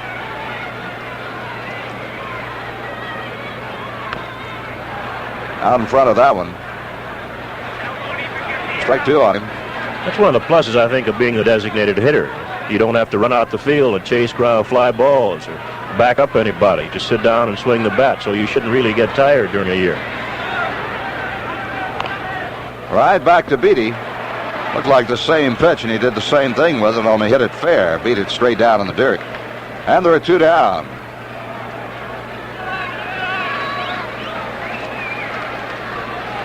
Jim Beatty trying to win his second in a row. He'll work to Carl Yastrzemski. He struck Yaz out in the first inning. Carl was upset on a 1-call strike. That's a strike. You can see little things that happen when a ball club starts losing. They start yelling at umpires. We've seen that happen even with the Yankees at times. They've been in a slump.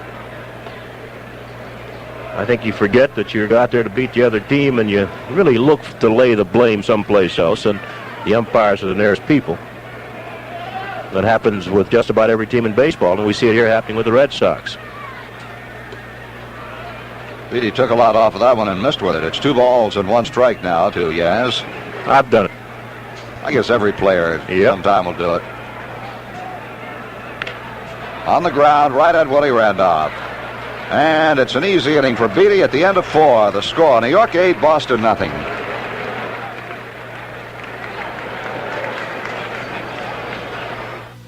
United presents all 747 and DC-10 nonstops to LA and San Francisco.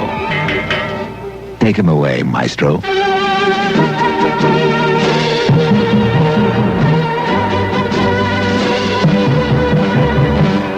We built the largest airline in the free world. Around you, my friend, I love friendly skies.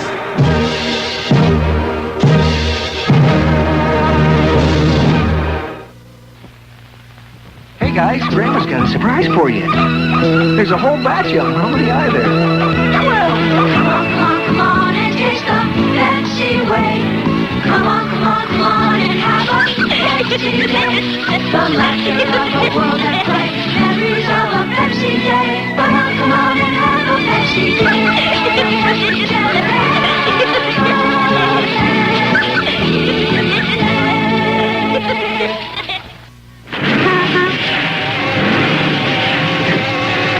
I think we have a transmission problem here.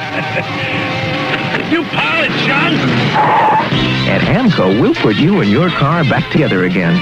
We test drive your car with you in it. We examine the pan with you watching, so you know the job we recommend is the right one.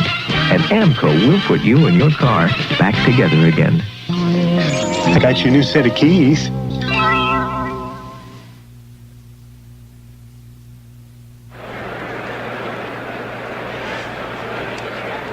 It'll be Lou Piniella leading off the 5th inning for the Yankees. Lou has tripled and doubled, got both his hits in the 2nd inning. He led off with a triple and scored the first of 6 runs by the Yankees. He scored the first one and drove in the last one of the inning. Not a bad inning for a guy. Scored the first run, drive in the last one. Lou is now hitting .313. Oh, he got this one. And that's a home run. A big chance for Piniella now to go for the cycle. He's got the triple, the double, and the home run. And the Yankees lead 9-0.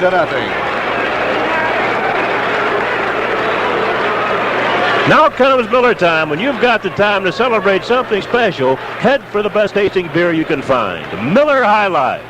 There it is again, right there, Bill, jumping on that pitch, getting it hard and hitting it hard and high up off the wall and right on top of the screen. That was Piniella's 5th home run of the year. He's got 55 runs batted in. Roy White takes the ball. Roy has singled and flied out. He's driven in a run and scored a run, stolen a base. That one as well hit to left field. That was going to be off the wall. And White settles for a single as the ball came off on the perfect bounce to Yastrzemski. The Yankees are tattooing the ball. That is their 12th base hit in this game. They had 21 hits last night. Yes, plays that wall better than anybody, Frank. Of course, White is hobbling just a little bit. He's got a sore Achilles tendon. And he's going to run the bases one at a time. Bucky Dent has driven in a run. Lynn may get to it, and he does. Good catch by the center fielder.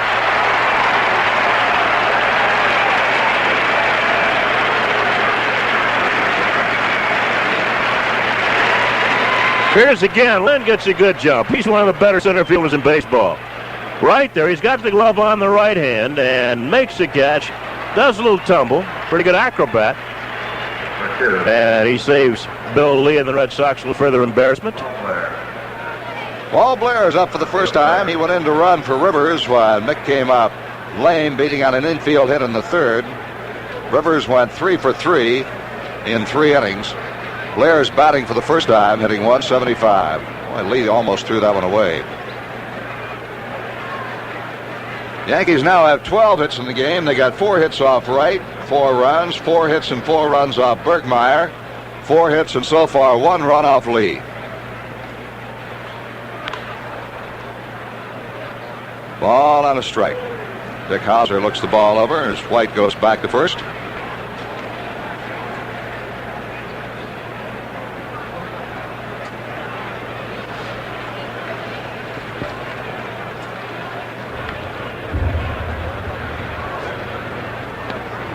Two balls and 1 strike.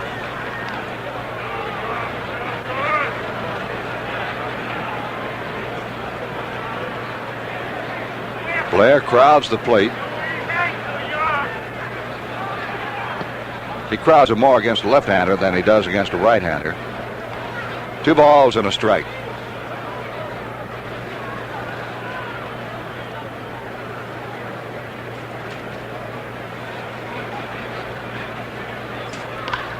Got him popped up in a shallow right. That may be trouble. Well, Evans gets to it. And the throw gets by Scott for another error. And White will go to second. Evans trying to double White off and would have had him with a good throw. But he threw the ball away, and Evans may have hurt himself. Evans a little slow getting up. Now he seems to be all right. And that'll be an error to Evans, the 5th error for the Red Sox. Here it is again. Evans makes a good play getting to that ball. Then running away from first base, he tries to double White off and throws it by Scott. Scott was trying to keep his foot on the bag and field that ball, didn't knock it down. And that'll give White an extra base. Down to second, a throwing error charge to Evans. 2 outs and Randolph the batter.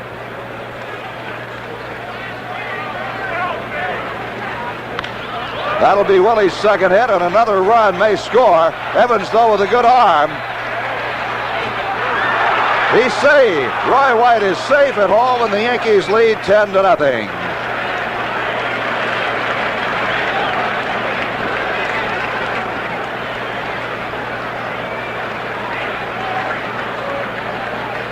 Hey, White limping just a little bit on that sore Achilles, Frank. Here it is again. Randolph slices the ball the other way, and we mentioned what an excellent arm Dwight Evans has. He's here on the ball, makes a strong throw home, and actually, I think if Fisk had wanted to block the plate, he could have had a put out here. You see Fisk come up there, lets White have a lot of the plate, and Roy safe without even slight.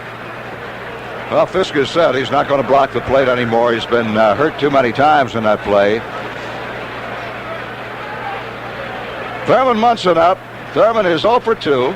Walked and scored. Back over the roof.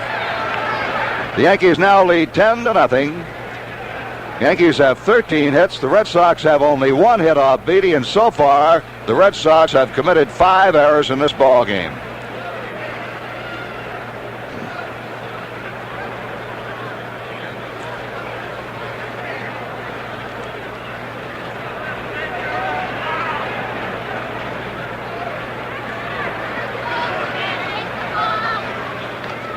Foul it back.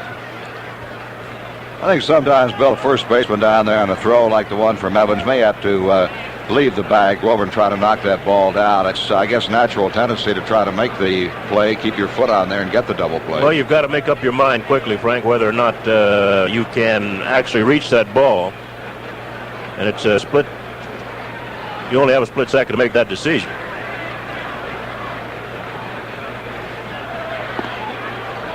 Ball and 2 strikes to Munson.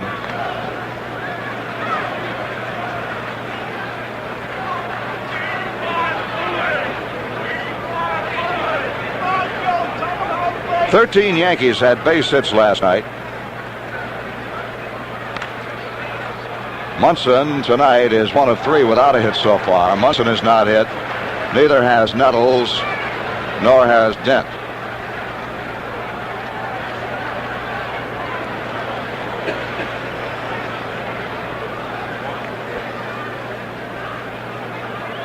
Last night, didn't matter who came up the plate, starter or replacement, he got the base hit. Strike 3, Munson knew it. The Yankees get 1, they get 2, and leave 1. And now at the end of 4 1/2, it's New York 10 and Boston nothing. You know what I want? I want my money's worth. You asked for it. Your money's worth and more. The Toyota Corolla Liftback. If you can find a better-built small car than Toyota, buy it. We bet you can't. From its design to the quality of workmanship to the way it handles, you can't beat what Toyota gives you. Now's the time to see how much satisfaction you can get for your money. I am going to get my money's worth. More. You asked for it, you got it. Toyota. Hi. Want to know what they're saying about our new NBO Big and Tall departments? What do you think of this place? It's really fantastic. Selection's unbelievable. If they can fit my husband, they can fit anyone. The alterations look great. I shopped everywhere, and NBO's the best. Prices are incredible. Famous brands, and discounts, too. NBO, where you been all my life? National Brands Outlet. NBO. Paramus, North Plainfield, Clifton, Queens, Carl Place, Yonkers, and Westport.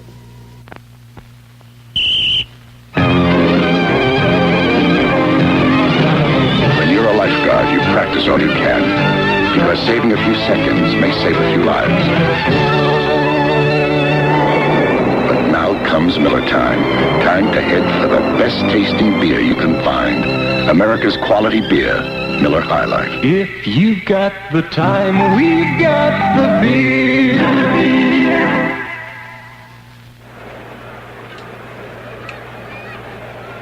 Well, we see on the scoreboard it's raining back at Shea Stadium where the Mets game is being played. They're delayed by rain.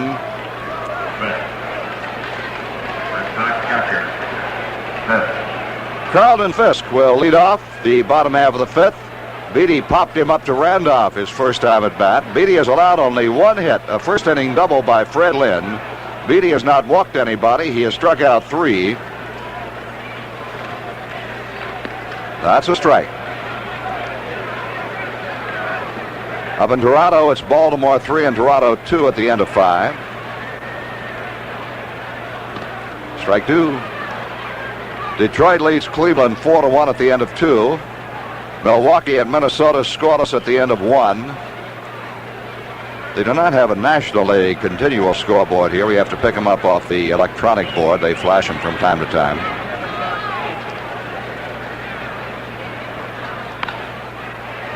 Bucky Dent backhands it and throws him out.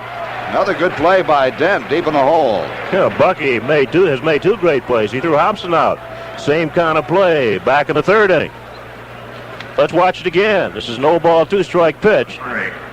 Right there, Bucky Dent backhanding. Sets himself well. Throws low. That gives Chambliss quite a bit of space to stretch. So obviously they had Carlton Fisk. Jack Rohammer takes a rip. Cubs lead Montreal 2-0. That's at the end of 5. Phillies shut out the Cardinals 1-0. 3-hitter by Dick Ruthven. Second game, Phillies lead 1-0 into 3. Out of play. San Diego and Cincinnati are tied 1-1 at the end of 2 1/2. And it is now San Francisco 5, Atlanta 3 at the end of 5.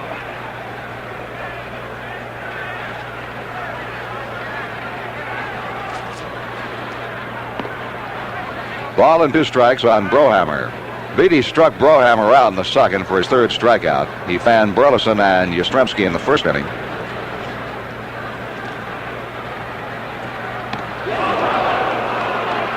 Right up under his chin.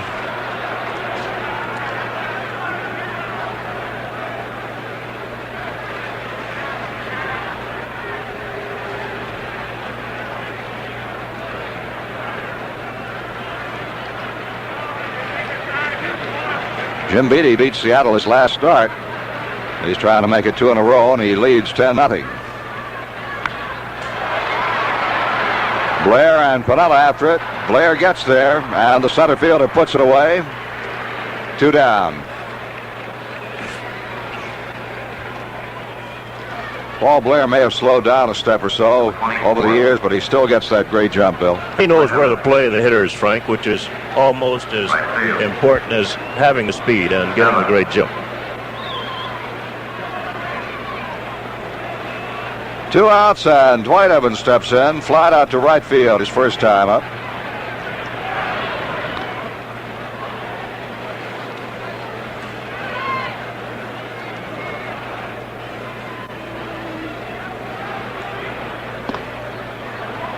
Another sellout crowd here at Fenway Park tonight. Next weekend's going to be sold out, all 3 games at Yankee Stadium. There will be bleacher seats go on sale tomorrow morning at 9, as long as they last. Strike 3, and Evans is called out on strikes. Beatty doesn't believe that's the last out. He's still standing there on the mound. He didn't believe that was a strike, I reckon. At the end of 5, the score, Yankees 10, Boston nothing.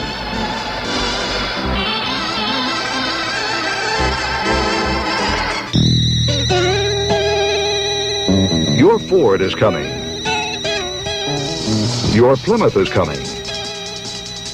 Your Chevy is on its way. Your Volkswagen. Your Toyota. Your car is coming.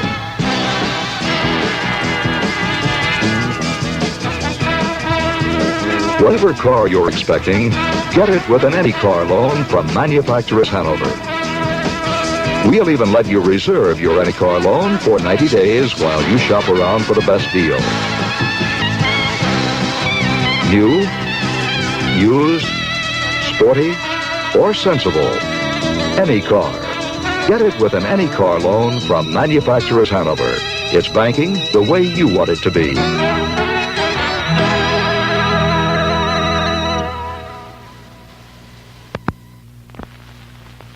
I joined the move to Michelin. I joined the move to Michelin. I joined the move to Michelin. You should too. Michelin's the one that introduced the radio. And Michelin makes only radios. Michelin's the one that's made radios longer than anybody else in the world. Michelin's the one to insist on. Join the move to Michelin. For real tire satisfaction, think Michelin first. We're second to none.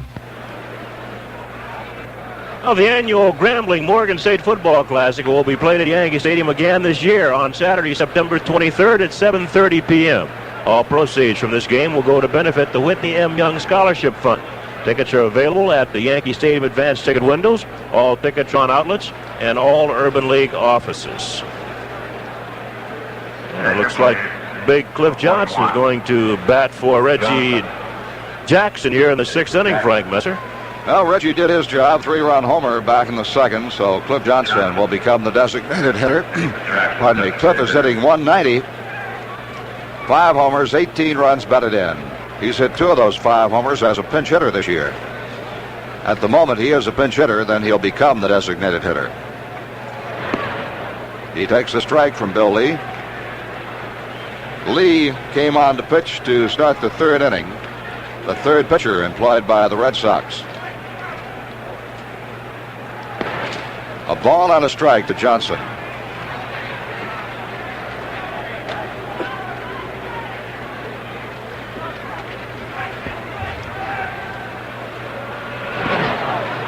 Slow breaking ball missed, and it's 2 balls and a strike.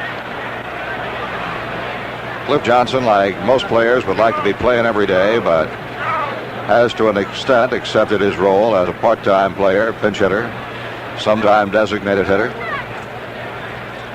I don't think any player fully accepts it. 2 balls and 2 strikes.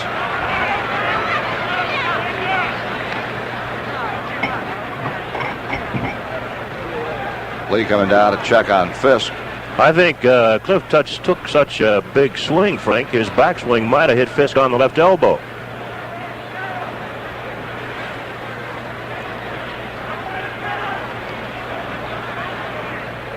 Well, evidently Fisk is okay. Just the breeze from Cliff Johnson's bat would hurt me. He takes that big swing. Fouled it off. So he turns that bat back after he swings. He really comes around, and the catcher has to be aware of that. One of the reasons a lot of the catchers have gone to that hard helmet instead of the regular cap under the mesh on the mask. I think Thurman Munson is one of the few catchers who will not wear the hard helmet. Fisk, as many times he's been hurt, takes all the protection he can get. Struck him out, foul tip in the mitt, and there's one away. That is the second strikeout for Bill Lee. As Chris Chambliss, third strikeout for Lee, as Chris Chambliss comes up, I want to make mention of the fact I had a very nice note from a guy well known to all our viewers of Yankee baseball, Red Barber, non-retirement down in Florida, telling us what a thrill it was when he was inducted along with Mel Allen into the Hall of Fame a couple of weeks ago. Glad to hear from Red, glad he's doing well. Chambliss gets it in the air to right field. Evans may have it, and he dropped it. Evans drops it, and Chambliss in at second base. Evans had it and dropped it. An error will be charged Evans, and that is the Red Sox 6th error of this ball game.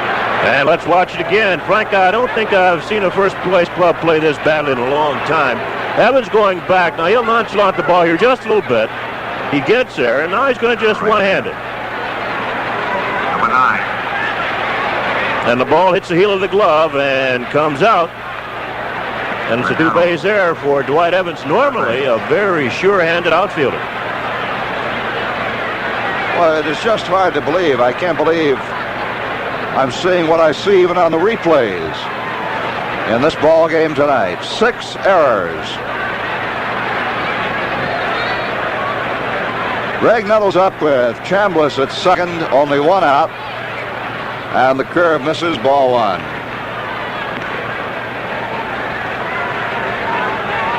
Been 2 errors by Fisk, 2 by Evans, 1 by Burleson, and 1 by Bergmeyer, who pitched 1 inning. Ball 2.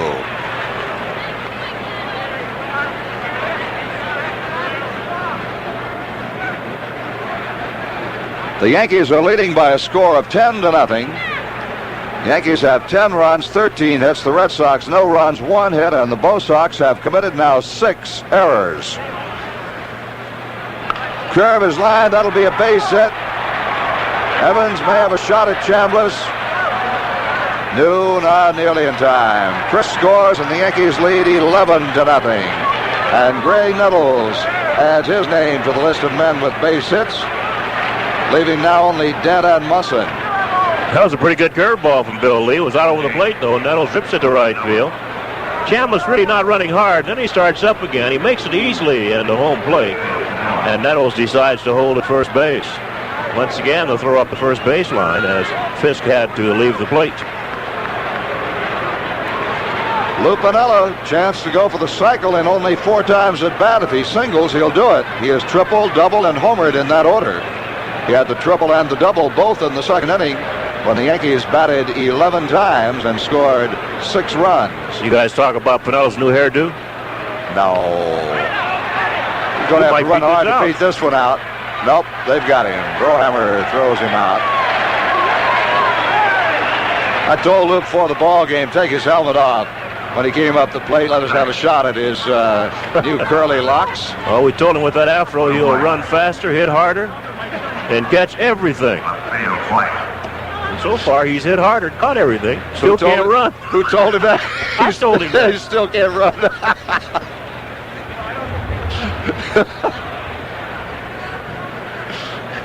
He's going out for soul food after the ball game tonight, too. Roy White is the batter. All the guys were kidding Lou about his new hairdo. If he keeps hitting like that, I'm going to pay. Keep it that way.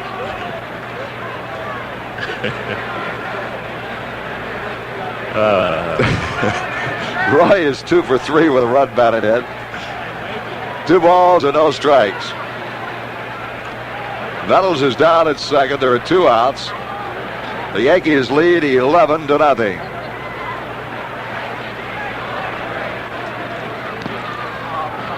Foul tip, 2-1. You have to be very patient to get that hairstyling Lou's got now. He had to sit under the dryer, I think, for 3 hours. I gave him plenty of time to read a few papers. A lot of forms.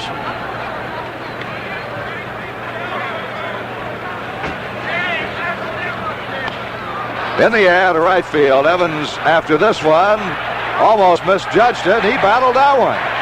Evans had trouble with that one. The Yankees get one and leave one at the end of 5.5. It's New York 11 and Boston nothing.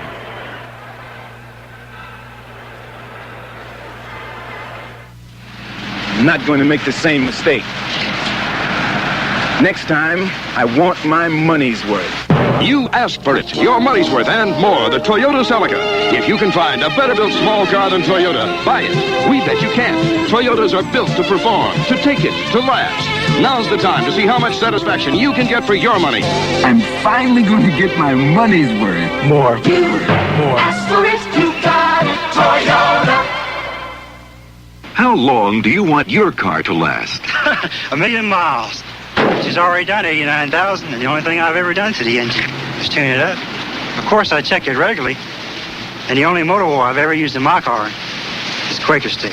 Quaker State can't promise everyone the kind of mileage Julian Fry gets, but Quaker State helps cars last, and that's a fact. I guess that's why Quaker State's the best-selling motor oil in America. The car can do a lap in 60 seconds. You can do the car in 19. And that's the way it has to be, because you don't win races on the track unless you win them in the pit first. And now comes Miller time. Time to head for the best-tasting beer you can find. Miller High Life. Miller beer. If you've got the time, we've got the beer. Miller beer.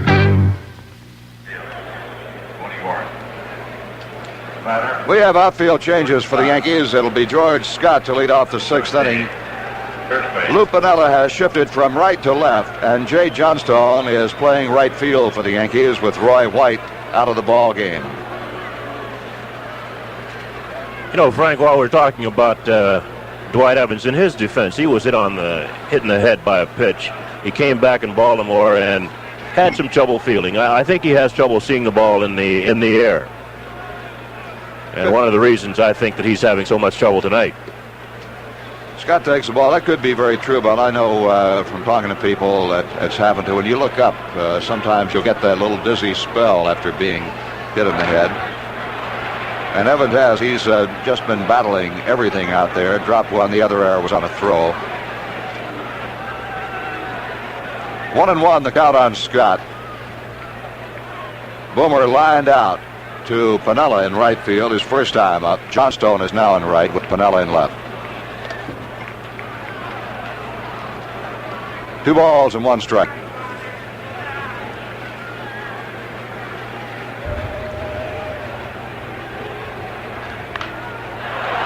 Johnstone gets a shot.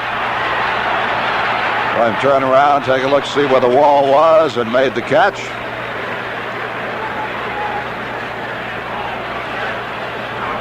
Well, both times tonight, Scott has hit the ball to right field. This is Butch Hobson.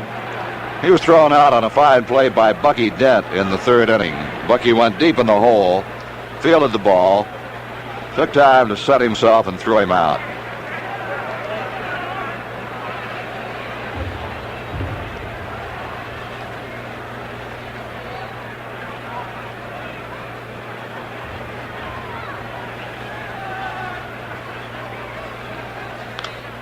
That's back over the roof and out of play. Milwaukee, Minnesota scoreless at the end of 3 innings. Toronto has tied Baltimore 3-3 at the end of 6.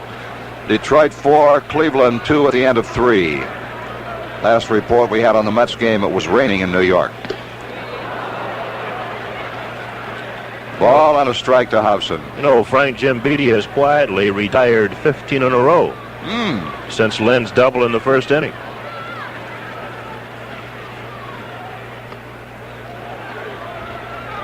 Beattie's season sort of turned around for him. Earlier this year, he could not throw strikes, getting behind the hitters. And then his last several starts, he has pitched well. He's won only one of those games. Well, he hasn't pitched that badly for about 3 or 4 outings now. Well, the last time he faced the Red Sox here, he had to be sent out. Back to work a little bit on this no wind-up delivery.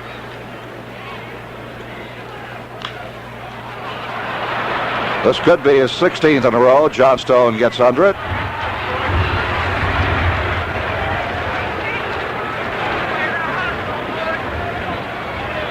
And since that double by Lynn, except for a couple of ground balls to Den, nothing's been hit hard off of him.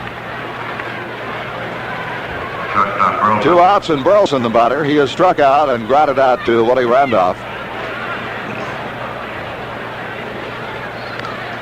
Foul back. Really, those balls to Dent weren't smashes. They were in the hole. Dent had to go a long way to his right to field both of them. Ball and a strike. Yankees and the Red Sox tomorrow afternoon. We'll be on the air at 2 o'clock.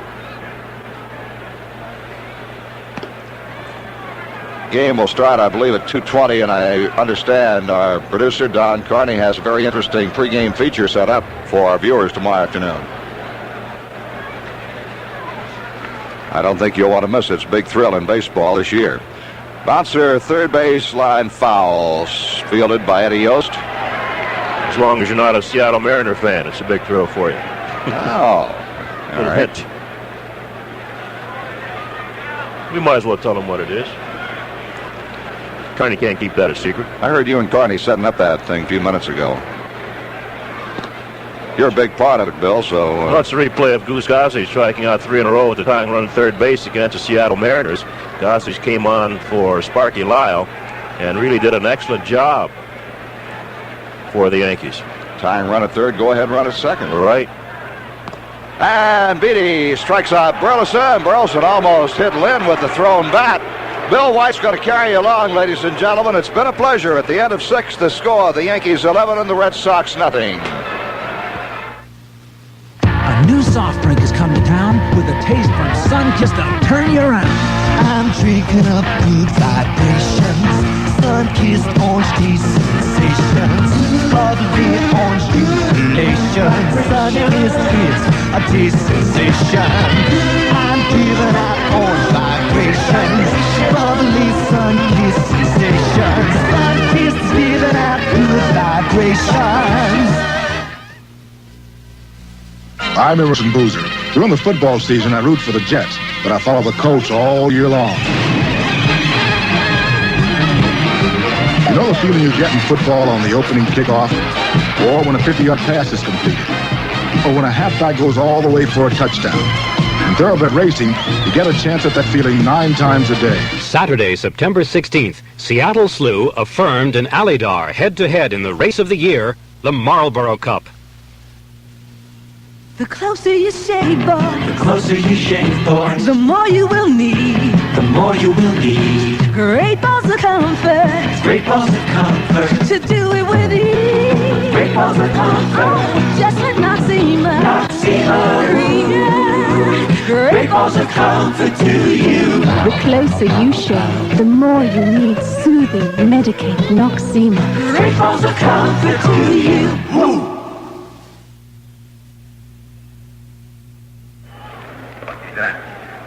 Well, through 6 innings of play here at Fenway Park, the Yankees had 11 runs on 14 hits. The Red Sox no runs on 1. And we've got a new right fielder, Hancock. Gary Hancock playing right field for Dwight Evans. Buckied in against Bill Lee. That big curveball is high. Bucky's driven in and run with a sacrifice fly. He's flied to center field, and he's lined to center field with Lynn making a sparkling catch on him, robbing him of a base hit in the 5th inning. Hobson off hhis glove and gets his man. And that hurt the elbow. Butch Hobson's elbow is really killing him. You got to admire that youngster. Here's a shot off his chest. He stays with the ball. Makes a good throw to first base. And what you didn't see off was as soon as he made that throw, he dropped his glove and grabbed his right elbow. Well, there's one away. Here's Paul Blair. He's been up once and flied to right field. Blair went out to center field, replacing Mickey Rivers after Rivers pulled a hamstring back in the 3rd inning. Just a slight pull for Mickey Rivers.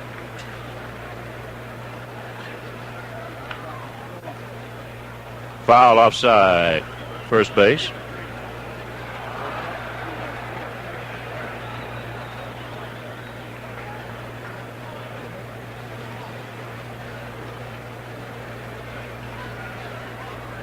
Before Mickey left, he was 3 for 3. He had scored 2 runs and stolen a base.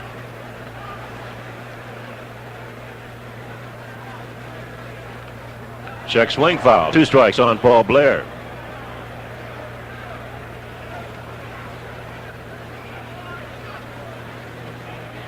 Yankees won last night 15-3 over the Red Sox. They lead this one 11-0. At the end of 6 and 1/3 innings of play. 2 strikes on Paul Blair. That's out of play.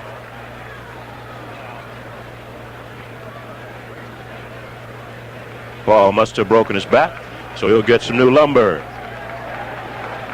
Well, tomorrow afternoon it'll be Ron Guidry looking for his 21st win. Yankees really making a long run at the Red Sox. 14.5 games back. Down to 3. Should they hold on here, it'll be down to 2. With the best pitcher in baseball going tomorrow afternoon, Ron Guidry, 20-2. And he'll go against Denny Eckersley, a right-hander for the Boston Red Sox. 1-2 on Blair. Yankees expect Mickey Rivers to be back tomorrow.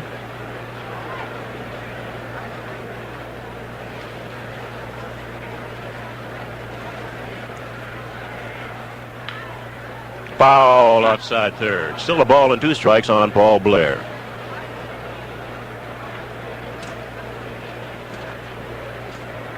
That stung a little. Attendance has not been announced, but another big crowd. They had 34,119 last night. This crowd should be in the same vicinity. 2-2 on Blair. When these two teams get together, they average 42,271 per date. Yastrzemski coming on. 2 outs. Carl Yastrzemski, the left fielder, making a one-hand catch off Paul Blair in shallow left. That'll bring on Willie Randolph. Willie is 2 for 4. He scored a run, driven in 1.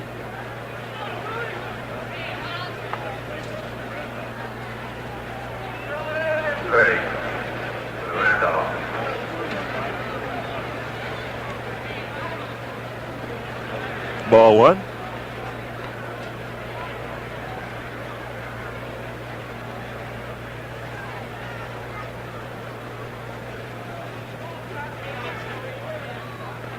There's a strike. It's a ball and a strike on Willie Randolph.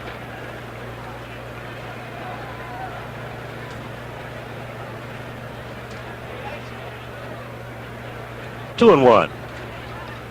Willie drove in 5 runs last night, going 3 for 5. And he's 2 for 4 tonight.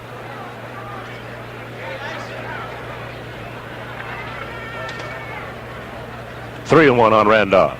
2 outs, nobody on. Yankees ahead 11-0 in the 7th inning. Hobson is going to have to make the throw. He lets it go. Wisely lets it go foul. Count is full now on Willie Randolph. 3 balls and 2 strikes.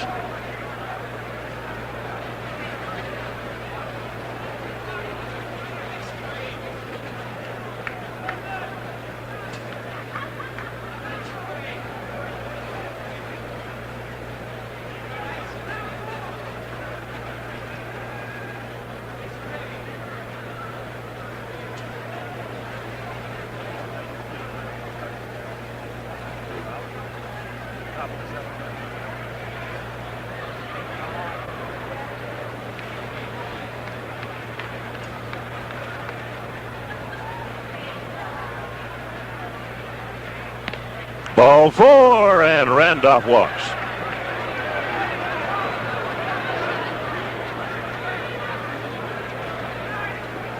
Randolph on at first base. 2 outs for Thurman Munson. Munson's fly to left. He's walked and scored, grounded into a double play and struck out. Thurman is 0 for 3. Munson's bucket up. The only Yankees were in the starting lineup without a base hit. I don't think Willie Randolph will try to steal with a 10-11 run lead. Bill Lee feels he might. He's got a good motion to first base. Outside on Munson, ball 1.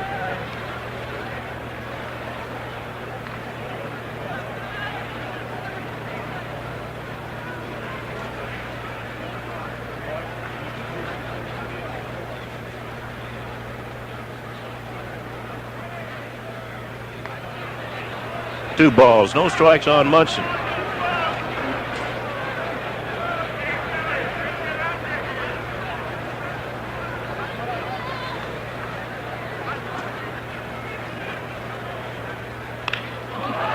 Hard to center field, but Fred Lynn has plenty of time and puts it away, and the side is retired. At the end of 6.5 innings of play, the Yankees 11, the Red Sox nothing.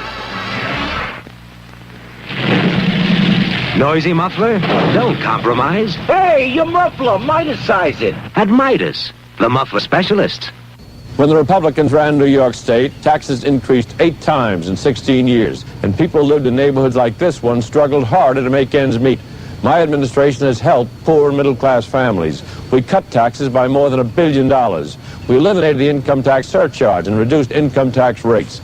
We provided special help to the elderly and to families with college-bound children. We cut taxes by cutting the growth in government spending. If families have to live within their means, so should government.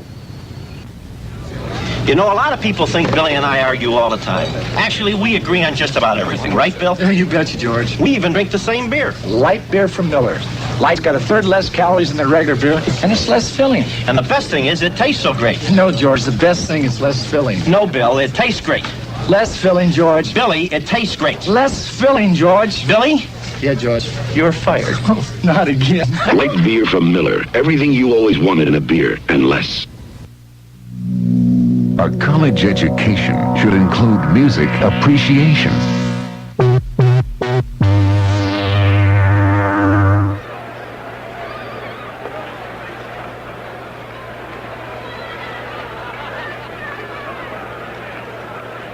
Jim Beattie pitching the bottom half of the 7th inning. He's leading 11-0 over the Red Sox, and the Yankees have a new second baseman. Fred Stanley in to play second base and replacing Willie Randolph. Beattie so far has pitched a 1-hitter. And the only Red Sox base runner, Fred Lynn, who doubled in the 1st inning, and Lynn will lead off here in the 7th. He's doubled and flied out, 1 for 2.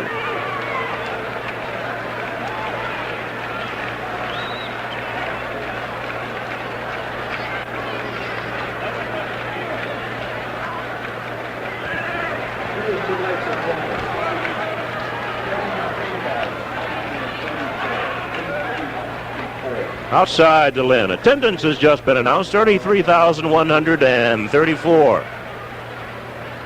They had 34,000 plus last night. A ball to strike on Lynn, so 77 through the first 2 games of this series, and they'll probably have another crowd of 30 plus tomorrow afternoon and also on Sunday afternoon. How many is that, 67? You're right.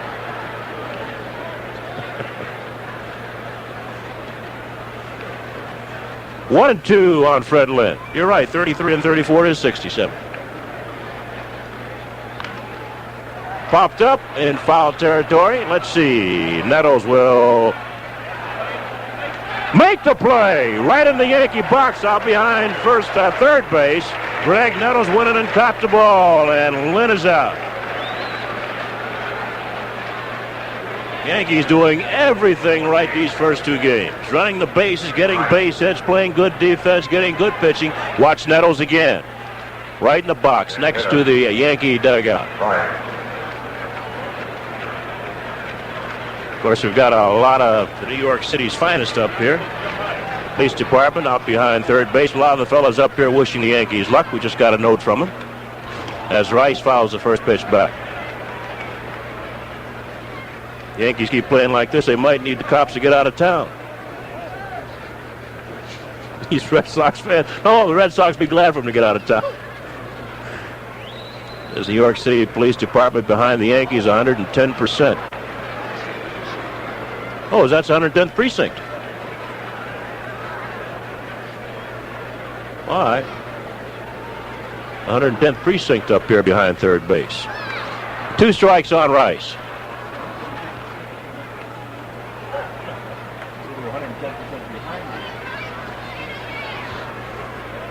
Oh, and 2 on Rice. 1 out of nobody on. The Yankees ahead 11-0. Red Sox batting in the 7th inning. Dent can't get this one. Base hit for Rice. And Beatty's streak ends at 18 in a row. So Jim Rice got a base hit just out of reach of Bucky Dent. Here it is again. Dent has made 2 plays like this tonight. He'll go and try to backhand the ball just out of reach. He made a play on Hobson in the 3rd inning and another one on Carlton Fisk in the 5th inning, but that one just eluded his glove. So Rice on at first base with 1 away, and this is Carl Yastrzemski, the left fielder. He has struck out and bounced to second. Ball 1 on Carl Yastrzemski. Keeps moving up in the record books. Carl has scored 1,556 runs. He's got 2,850 hits over his career. That's 27th on the all-time list. He has 553 doubles, tied for 14th with Lou Gehrig. 378 home runs, 21st on the all-time list, just 1 behind Orlando Cepeda. 1,510 runs batted in as we look at Rice off first. Chambliss, they'll only get 1. No, they might get 2. They do get 2. 3-6-1, and the side is retired. Perfect play. At the end of 7, the Yankees 11, the Red Sox nothing.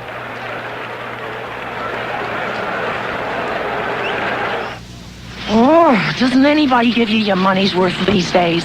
You asked for it. Your money's worth and more. The Toyota Corolla 2-door sedan, Toyota's lowest priced car.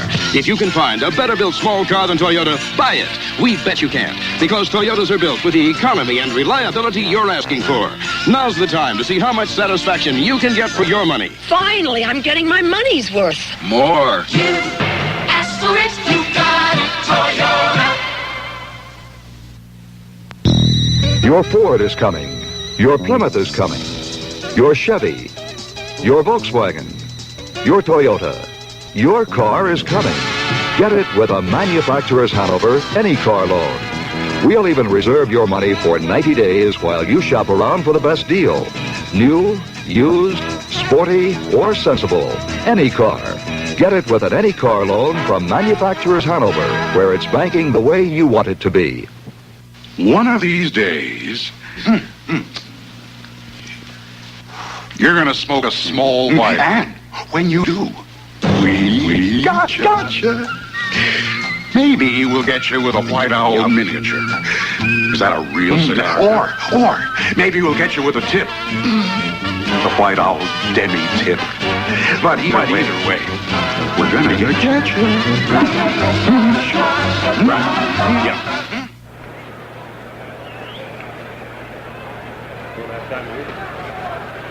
41. Well, all the box reserved and now general admission seats are completely sold out for next weekend's 3 Red Sox games at the stadium. There's still some unreserved bleacher tickets remaining. They will be on sale at the stadium box office only from 9 to 5 tomorrow, and if tickets remain, from 10 to 5 Sunday. There's a limit of 4 tickets per game per person. Again, only bleacher seats remain for next weekend's Boston games at Yankee Stadium, and they're being sold in advance at the stadium box office only. Cliff Johnson takes the ball.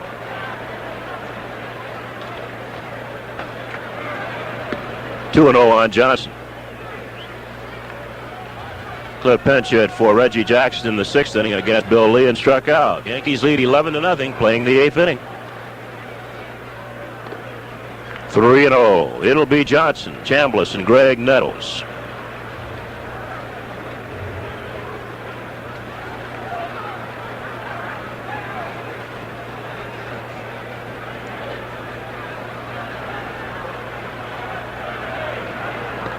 Three and 1 on Johnson. He was taking all the way.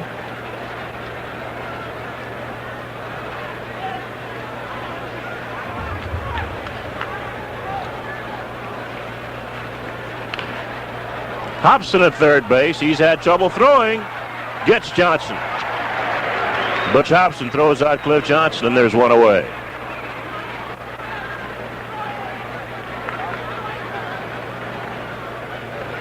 That'll bring on Chris Chambliss.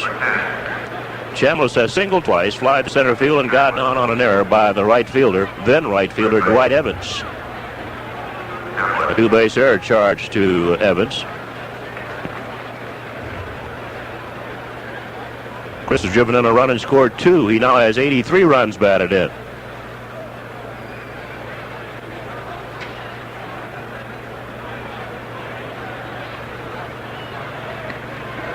Strike one on Chambliss.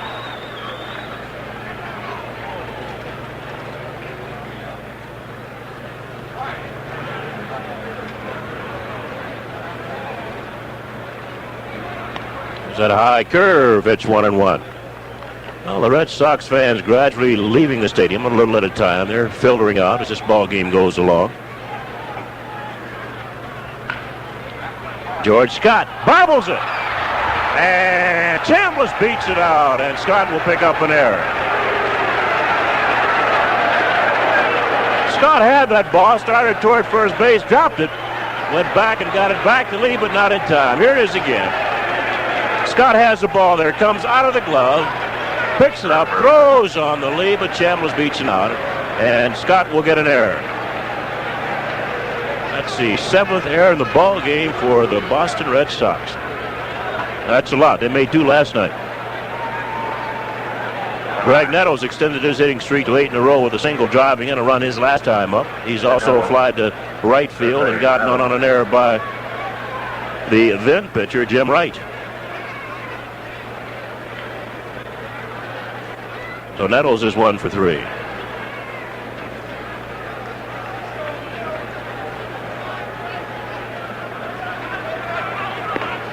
Strike one on Nettles.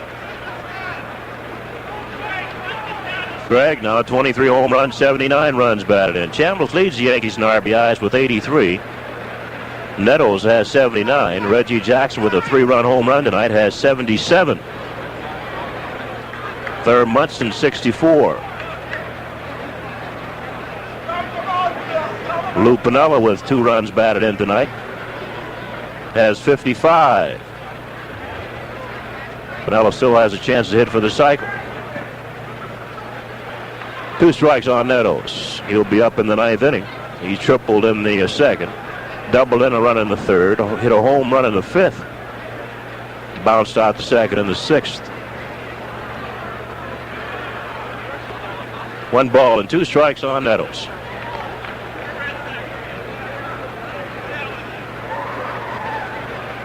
And we see that Gary Thomason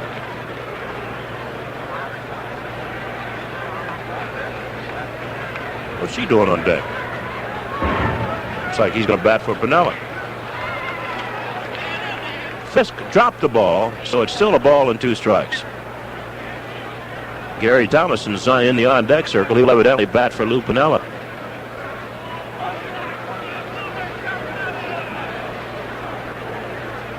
probably stay in the ball game and go to left field.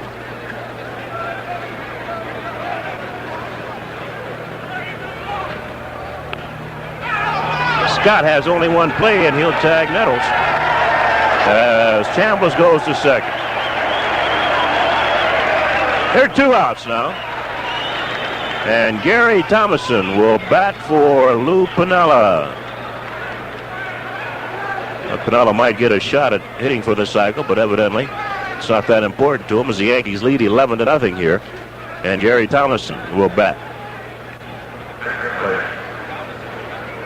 24. Gary Thomason. Noah. Thomason.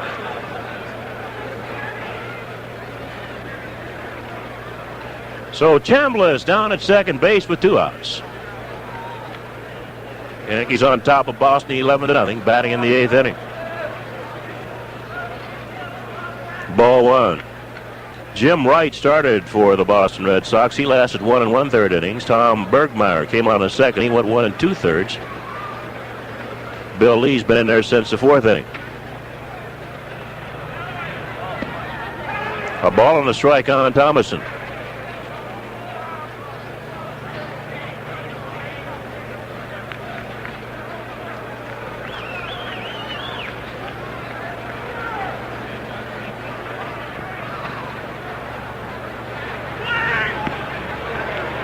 One and 2.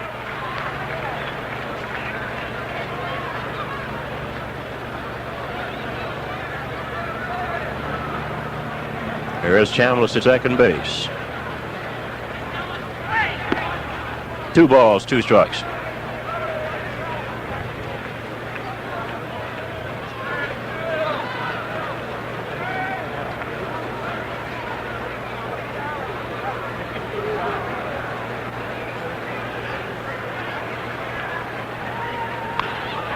Base hit, and Chambliss will score. Thomason decides to hold at first base. The Yankees now lead 12-0. Gary Thomason pinch hitting for Lou Piniella. We'll use him as a Quinella and say they went for the cycle. Thomason picked up the single that Piniella needed to hit for the cycle. And Gary's on at first base. As we look at the Yankee dugout, Bob Lemon, they're very happy. As the Yankees lead 12-0 here in the 8th inning. Here's Jay Johnstone. He went out to play right field for Piniella in the 6th inning. Piniella moving to left, replacing Roy White. And Johnstone takes the strike. Yankees now have 12 runs on 15 base hits. They've been helped by 7 Boston Red Sox errors. 1-1.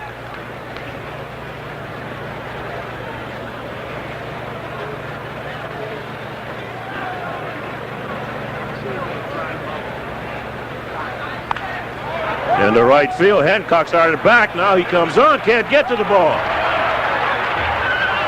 And Thomason goes to third, and Johnstone holds at first. The Yankees now have 16 base hits, runners at first and third, and the batter is Bucky Dent.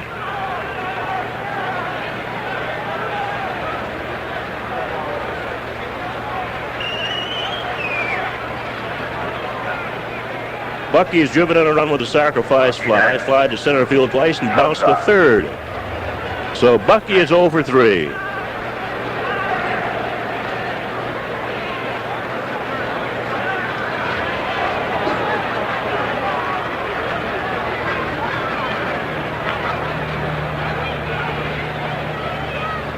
Slow curves the ball.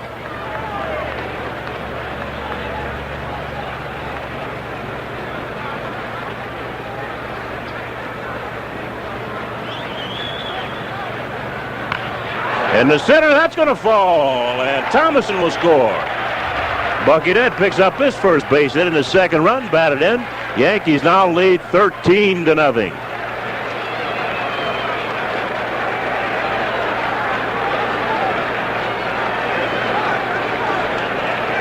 And with that base hit, every Yankee in the starting lineup has at least one base hit, with the exception of Thurman Munson. All players. Here's Paul Blair. He was not in the starting lineup, and he's 0 for 2. Burleson is there. They get the force at second base, and the side is retired. Yankees scored 2 more runs in the 8th inning. We're going to the bottom of the 8th. The Yankees 13, the Red Sox nothing. I got held up every morning, waiting for my roll-on antiperspirant to dry. Look, roll-ons go on wet. Later, they still stick to your shirt. So I got on the stick. Menon Speed Stick. Speed Stick is solid deodorant, an even effective layer of deodorant protection that goes on dry. So dry that Speed Stick never sticks to your shirt. So don't get held up. Get on the stick. Menon Speed Stick. Light beer from Miller tastes just great, and that's no fish story. But the best thing is, it's less filling.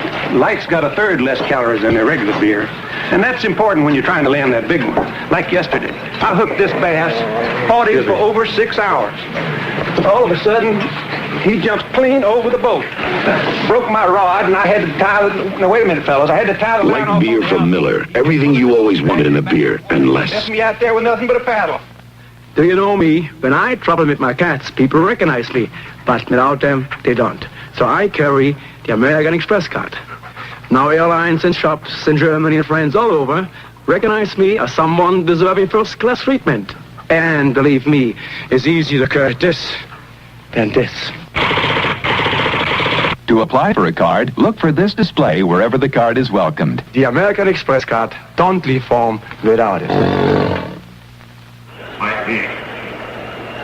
Well, the Milwaukee Brewers will be at the stadium on Monday and Tuesday, the 18th and 19th of this month. Larry Heisel, Sal Bando, Don Money and company have given the Yankees a lot of trouble this year.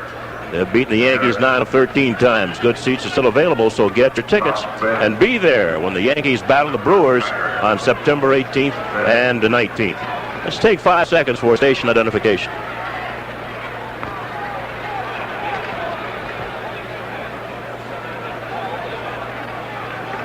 Now back here at Fenway Park, we've got some defensive changes, and we'll give them to you as we go along.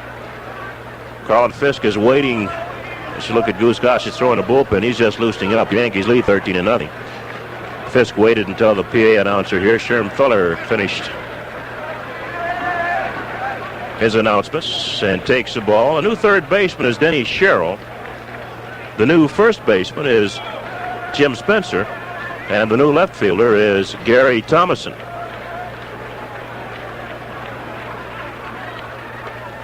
Bob Lemon has a couple of touchdowns, so he's decided to platoon. Got an extra point, too. They missed one. 13-0 Yankees. Fisk has popped up and bounced out. 2-1.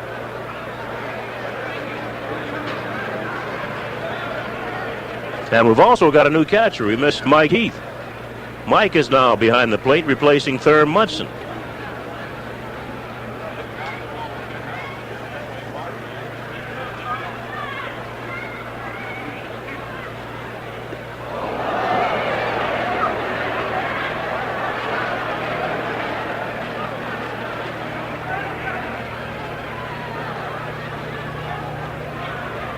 Beatty a little while. 3-1 on Carlton Fisk.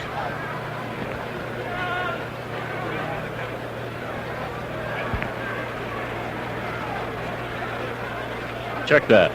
2-2 on Carlton Fisk.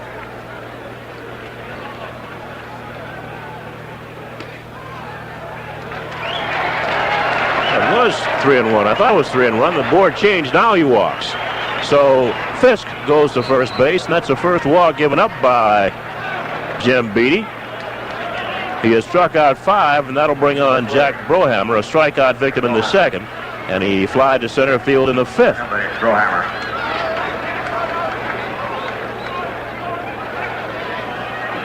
Nobody out here in the 8th. Yankees ahead 13-0. Brohammer takes a strike.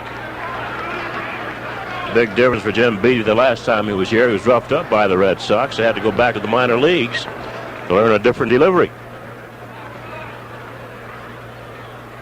And so far tonight, it's been Jim Beatty's night. It's 2 strikes. The Yankees have helped him by picking up 2 runs in the first inning against the Red Sox, adding 6 more in the second, 2 in the 5th and 1 in the 6th, 2 more at the top of this inning, the 8th, for 13 runs on 17 base hits.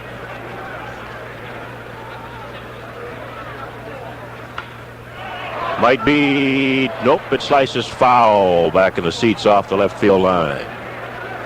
Still 2 strikes on Jack Brohammer. The only 2 people still in the ball game in the starting lineup, Bucky Dent, the shortstop, and Jim Beatty, the starting pitcher.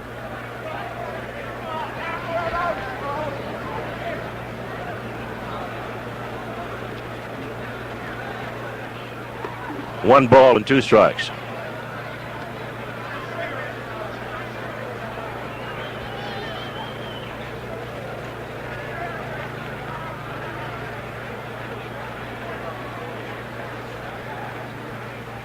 Got him.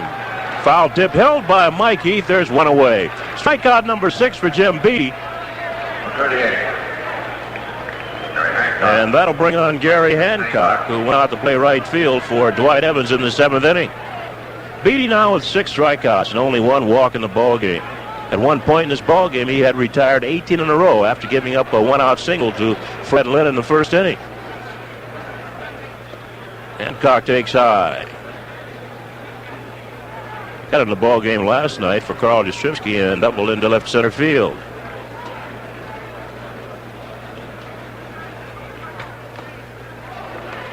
One and one.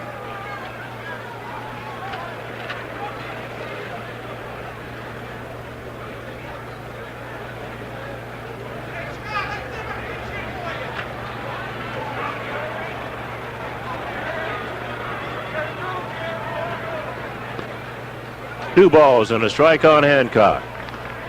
Oh, Ron Guidry tomorrow. Denny Eckersley for the Red Sox will be on the air at 2 o'clock. 2-2, and we'll have a replay for you in the pregame show with Goose Gossage striking out the side against the Seattle Mariners. When the Mariners had the tying run at third base and winning run on base in the ball game at Yankee Stadium, Gossage came on and struck out 3 straight Mariners.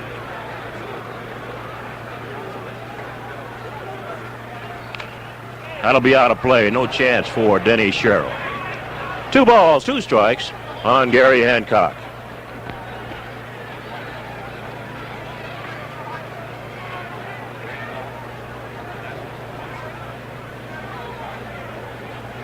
So I remember Don Carney was Bill Stein, Bob Robertson, and Julio Cruz struck out by the Goose. Still 2 balls, 2 strikes on Hancock.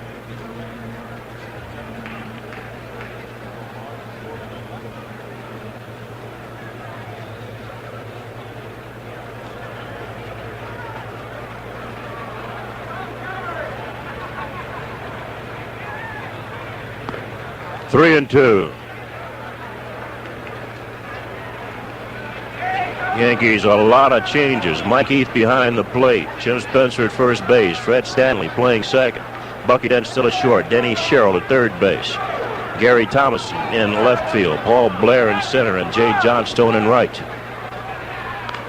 Bob Lemon giving everybody a little piece of the action here in Boston. So 3 balls and 2 strikes on Gary Hancock. For the Yankees in the 9th inning, it'll be Stanley, Heath, and then Cliff Johnson doing against Bill Lee.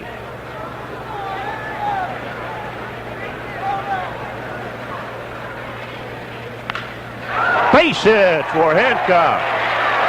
Thomason bobbles the ball, and both runners, one runner will advance. Fisk goes on to third, but Hancock has to hold at first base. So Gary Hancock gets his 2nd straight base hit against Yankee pitching. Here it is again. He rips this ball into left center field. Thomason goes over and bobbles the ball. So far, they have not given him an error as Fisk went on to third base and Hancock held it first. That'll bring on the boomer, George Scott, who's flied both times to right field. Scott's 0 for 2. Now, the Red Sox have runners at first and third, only one away. They're down 13-0, trying to spoil Jim Beattie's bid for a shutout. Strike one on Scott. Beattie is yet to finish a ball game this year. This is his 17th start. He has no complete games. He's won 3 and lost 7.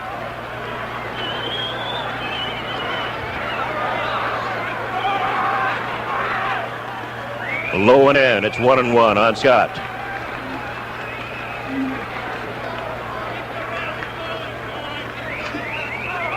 Red Sox got 3 runs on 8 base hits last night against Catfish Hunter and Ken Clay. 1-2. So far tonight, they have no runs on just 3 base hits against Jim Beattie. They're threatening, though, here in the 8th inning.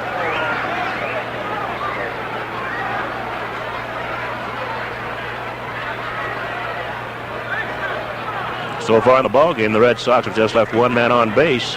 That's Fred Lynn in the first inning. That's out of play. Jim Rice singled in the 7th, but Carl Yastrzemski bounced into a pretty double play, started by Chris Chambliss.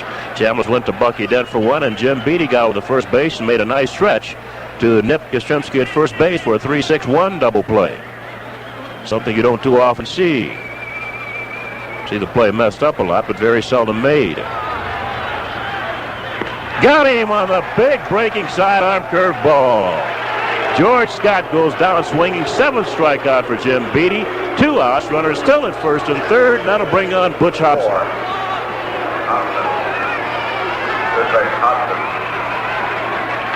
Hobson is bounced out and flied out. He's 0 for 2.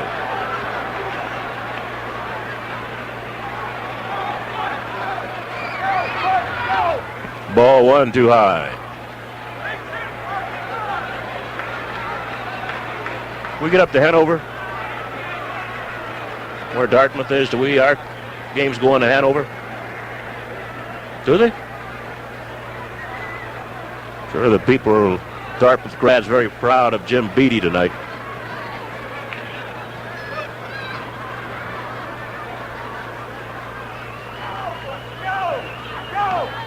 A 1-1. Papers here were talking about the Red Sox being 3-0 against Dartmouth. They have beaten Pete Broberg twice and Jim Beattie once. Now Beattie's trying to turn that around here.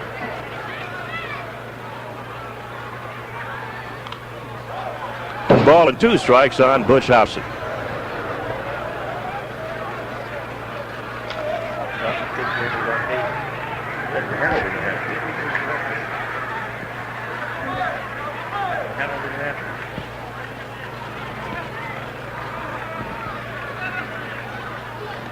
Just missed inside. Beattie thought it was a strike.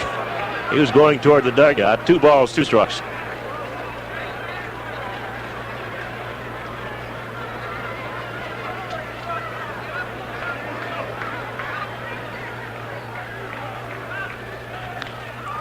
That slice is foul. Still 2-2 on Butch Hobson. The runners will have to go back as Jay Johnstone flips the ball into the seats. Beattie gets a new baseball. Runners at first and third, 2 outs.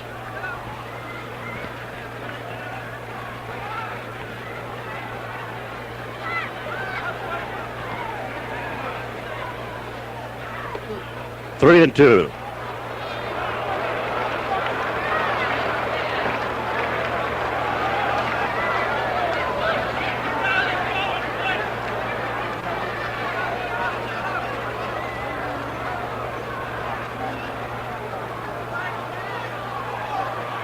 Got him, and the side is retired. 8 strikeouts for Jim Beattie. And at the end of 8 full innings of play, the Yankees 13, the Boston Red Sox nothing. I won't get stuck like this again.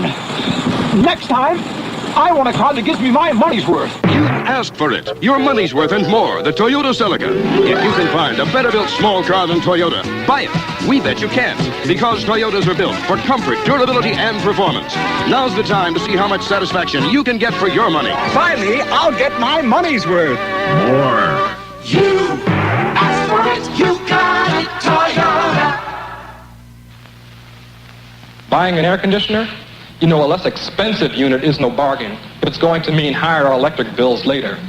For instance, you may save a few dollars buying a low-efficiency model, but it can cost you $30 more each year to run than a high-efficiency model like this one. In a little over 2 years, you'll recover the extra cost and more.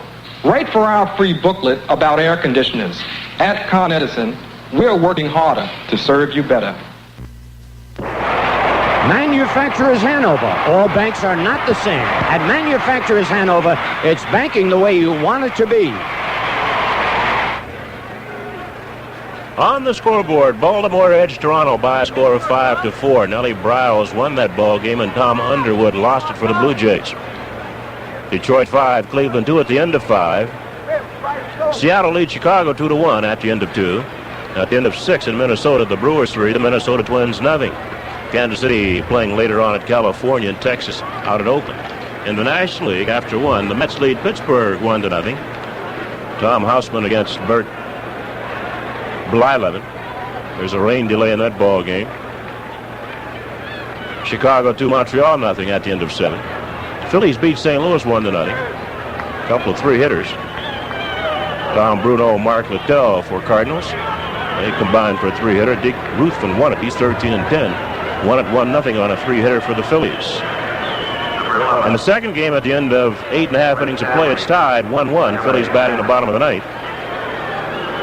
And right here, the Yankees lead 13-0 with Fred Stanley batting against Bill Lee. And Fred takes a strike. It's San Diego 2, Cincinnati 2 at the end of 6. Gaylord Perry looking for his 17th win of the year. He's 16-6 for San Diego. Hobson at third base. They've got Stanley, one away.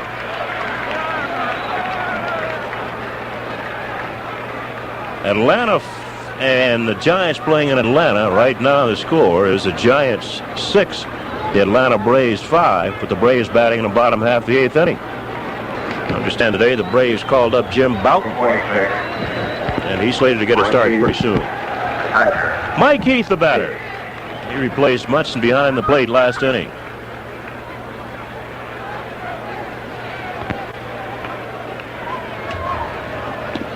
Strike one on Heath.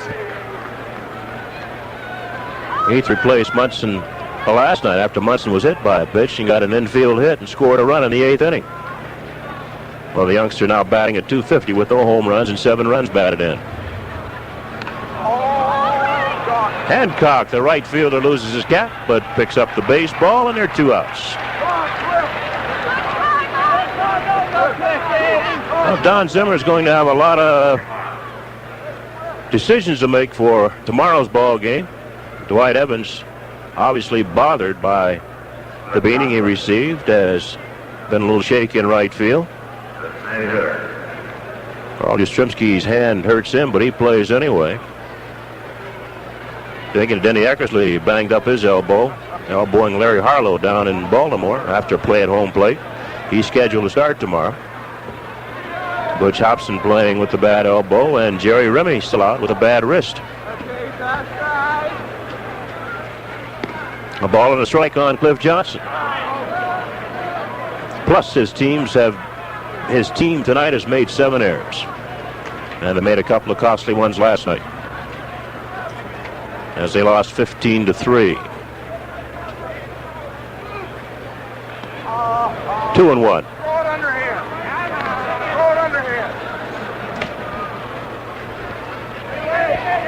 Bob Lemon, of course, the Yankee manager. His first statement opening up was, all we've got to do is split. Well, they've already split, and they're sending their best pitcher out tomorrow. Well, Lem's got to be thinking about a switch and a sweep. 2-2 on Cliff Johnson. course, Lem's original statement took a lot of pressure off the Yankee players.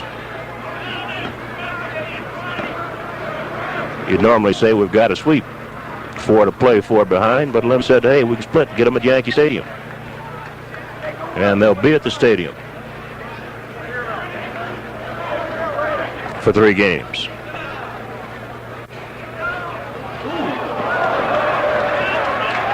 Two balls, 2 strikes on Johnson. Ball thrown behind Cliff.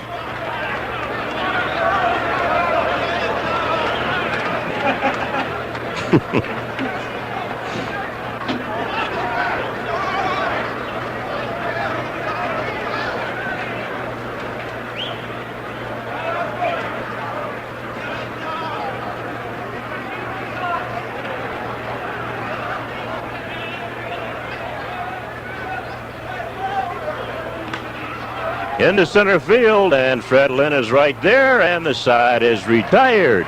3 up and 3 down. Bottom of the 9th coming up. The Yankees 13, the Red Sox nothing. All the guys that do commercials for Light Beer for Miller are big stars and guys like that. Me, I'm just a humble bartender, but I drink light too. And I'll tell you why. It's less filling, it's got 1/3 less calories than a regular beer, and it tastes great. Jerry, now that you're a big star, can I have your...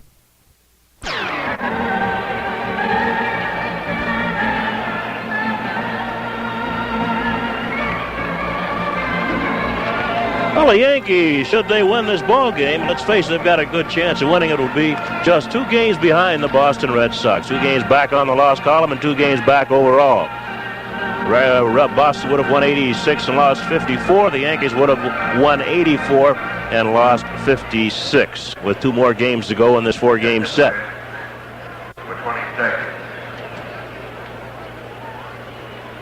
Got a new shortstop for the Yankees. Now it's shortstop for New York. Domingo Ramos playing shortstop.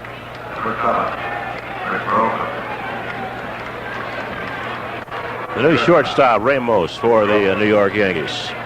He's replacing Bucky Dent.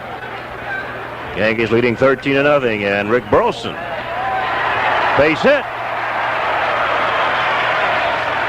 Burleson jumping on Beatty's first pitch, and singling in the hole to left field.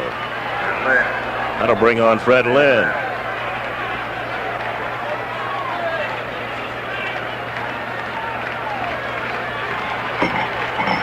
Only the 4th base hit for the Red Sox against Jim Beatty. Burleson's first. He had struck out twice and bounced out once. Lynn's 1 for 3. He thought he was going to get a fastball and got a curveball instead. So it's no balls and a strike.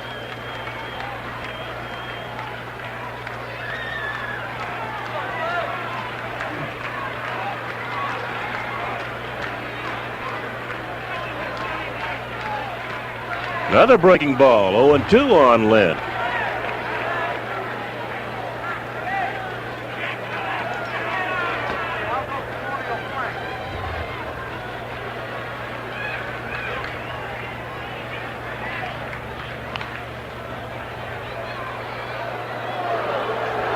Still 0-2. Ball back out of play just to our left.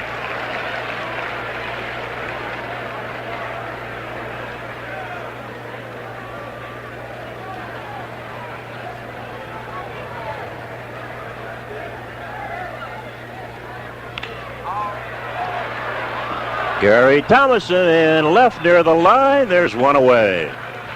And going back to first base is Rick Burleson.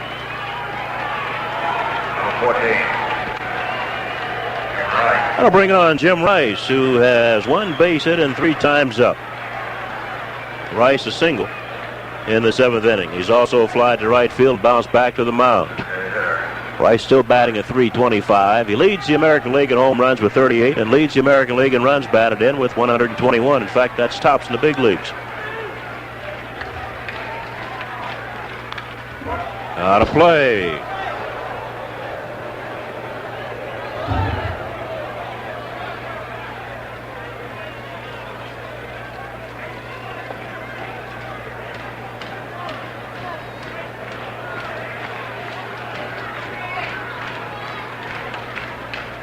Hit him.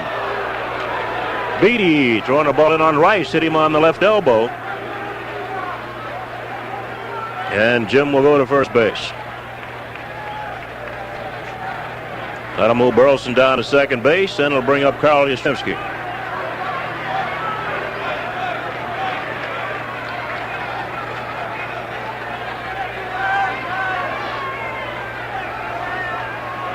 Here's the pitch again.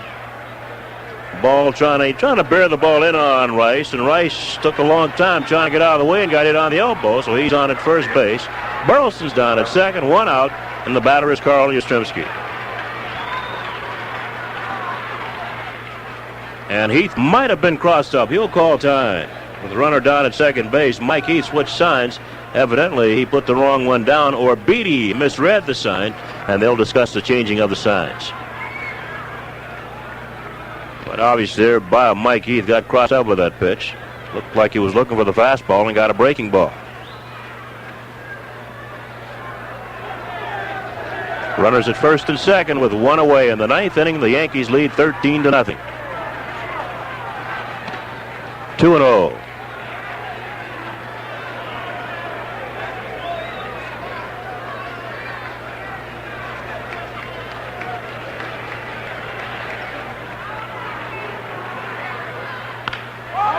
Into left center, and Gary Thomason is over there. 2 outs.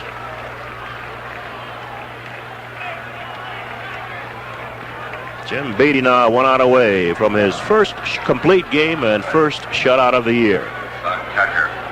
And Carlton Fisk, the catcher, is the only Red Sox batter standing between Jim Beatty and that goal.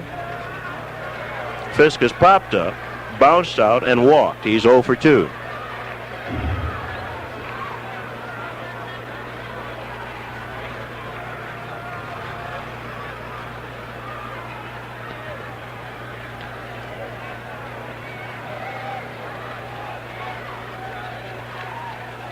Strike one on Fisk.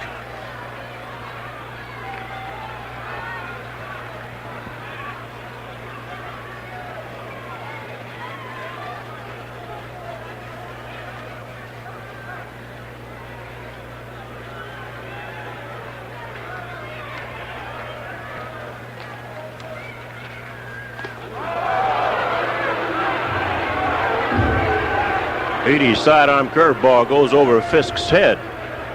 And it's 1-1.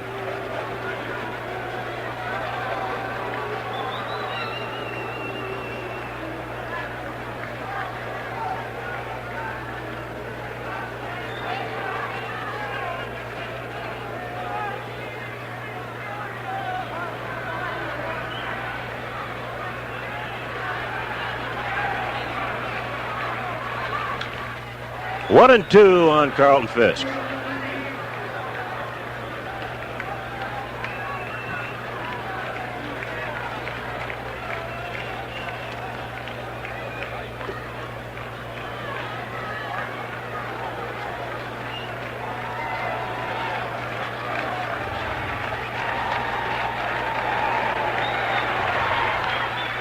Still a ball and 2 strikes on Fisk.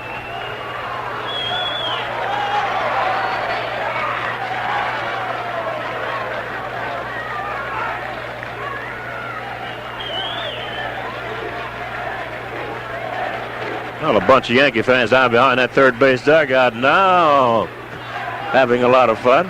Yankees leading 13-0 in the ninth inning. That's foul. I don't know if those are the guys from the 110th precinct or just some Yankee fans. Maybe we'll say Yankee fans from the 110th precinct. Same thing.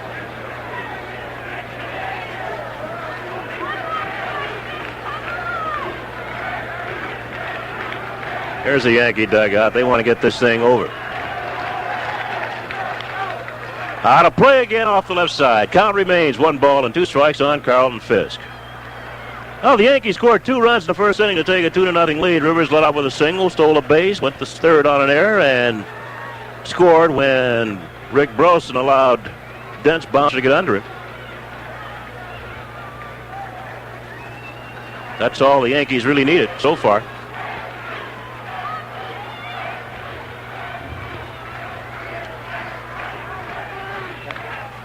And it's still the ball and 2 strikes on Carlton Fisk.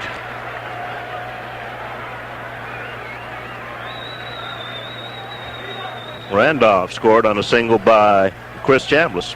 Gave the Yankees their 2 runs in the first inning. They scored 6 more in the second, highlighted by a 3-run home run by Reggie Jackson, his 21st of the year. Yankees added 2 more in the 5th, 1 in the 6th, and 2 more in the 8th. They lead 13-0. And once again, the pitch is over Fisk's head. And it's 2-2. Every time Beatty comes sidearm, the ball gets away from him. Here it is again, and Fisk has to duck under the pitch again. So it's 2 balls, 2 strikes.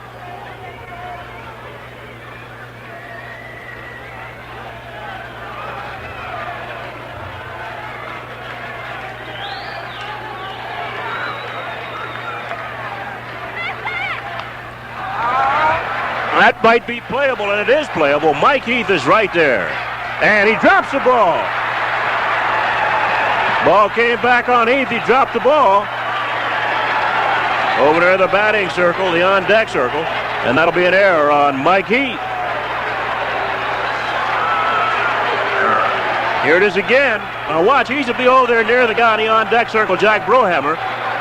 That ball comes down. He's got to go to his left just a bit. Brohammer moved, and the ball hit and bounced out of Heath's glove as Brohammer is getting out of the way. Well, it's still 2 balls and 2 strikes on Carlton Fisk. Of course, Brohammer was making an attempt to get out of the way, so there's no interference. 3-2.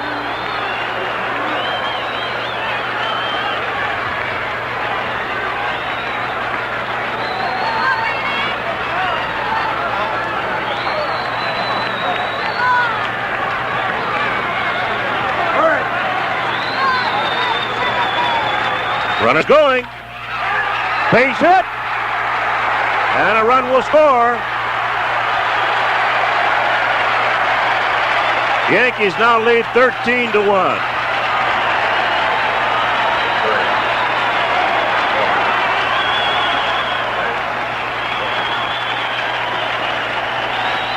And the Red Sox have Rice down at second base and Fisk on at first. Let's watch it again. Ball hit just out of the reach of Denny Sherrill out into left field. Townsend bobbles the ball. But Burleson would have scored anyway, and he did score. 13-1 Yankees now, and the batter is Jack Brohammer. Brohammer takes the strike. Beatty a little bit upset. He lost his shutout.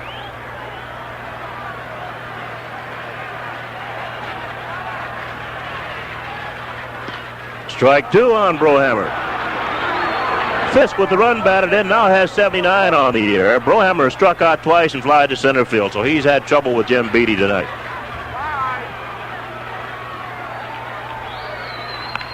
Back up the middle, base hit. Rice will score. They're going to gamble, and Fisk goes to third base. And Bob Lemon now taking a slow walk out from the dugout. He wants to talk to Jim Beatty. Jack Brohammer bouncing one up the middle for a base hit. That scored Jim Rice from second base, and Fisk gambled, went on to third. And that's going to be all for Jim Beatty. The golf cart going up toward the Yankee dugout. They've got a right-hander out there warming up. Might be Ron Davis.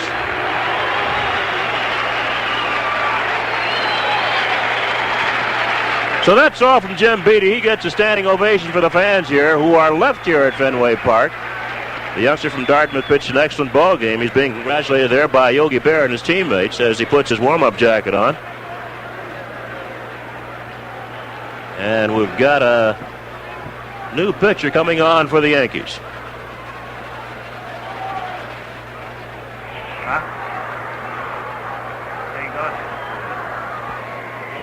Let's see who that pitcher's going to be. The Red Sox have runners at first and third. Attention, please.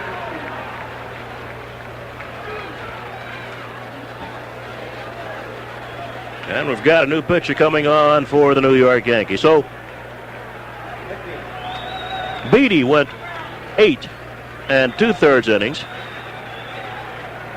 He gave up 2 runs on 6 base hits. Number 53. He struck out 8 and walked just 1. And the new pitcher is Ron Davis, who was up briefly with the Yankees earlier, had 1 bad outing and was returned to West Haven. Ron Davis. So Davis will try to get the last out here in the 9th inning.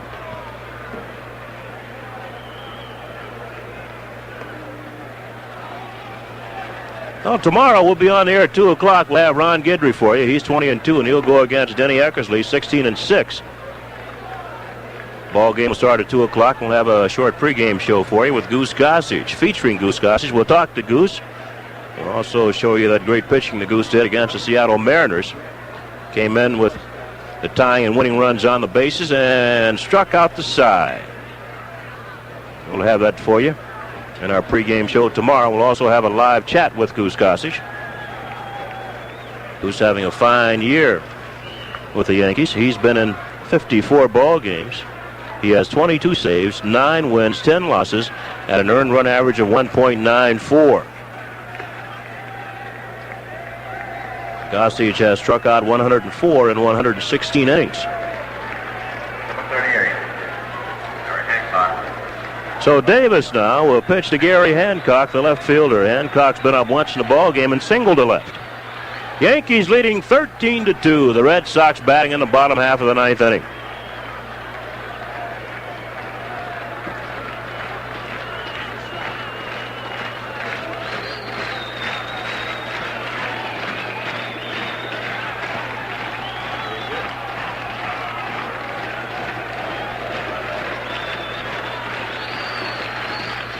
This should do it.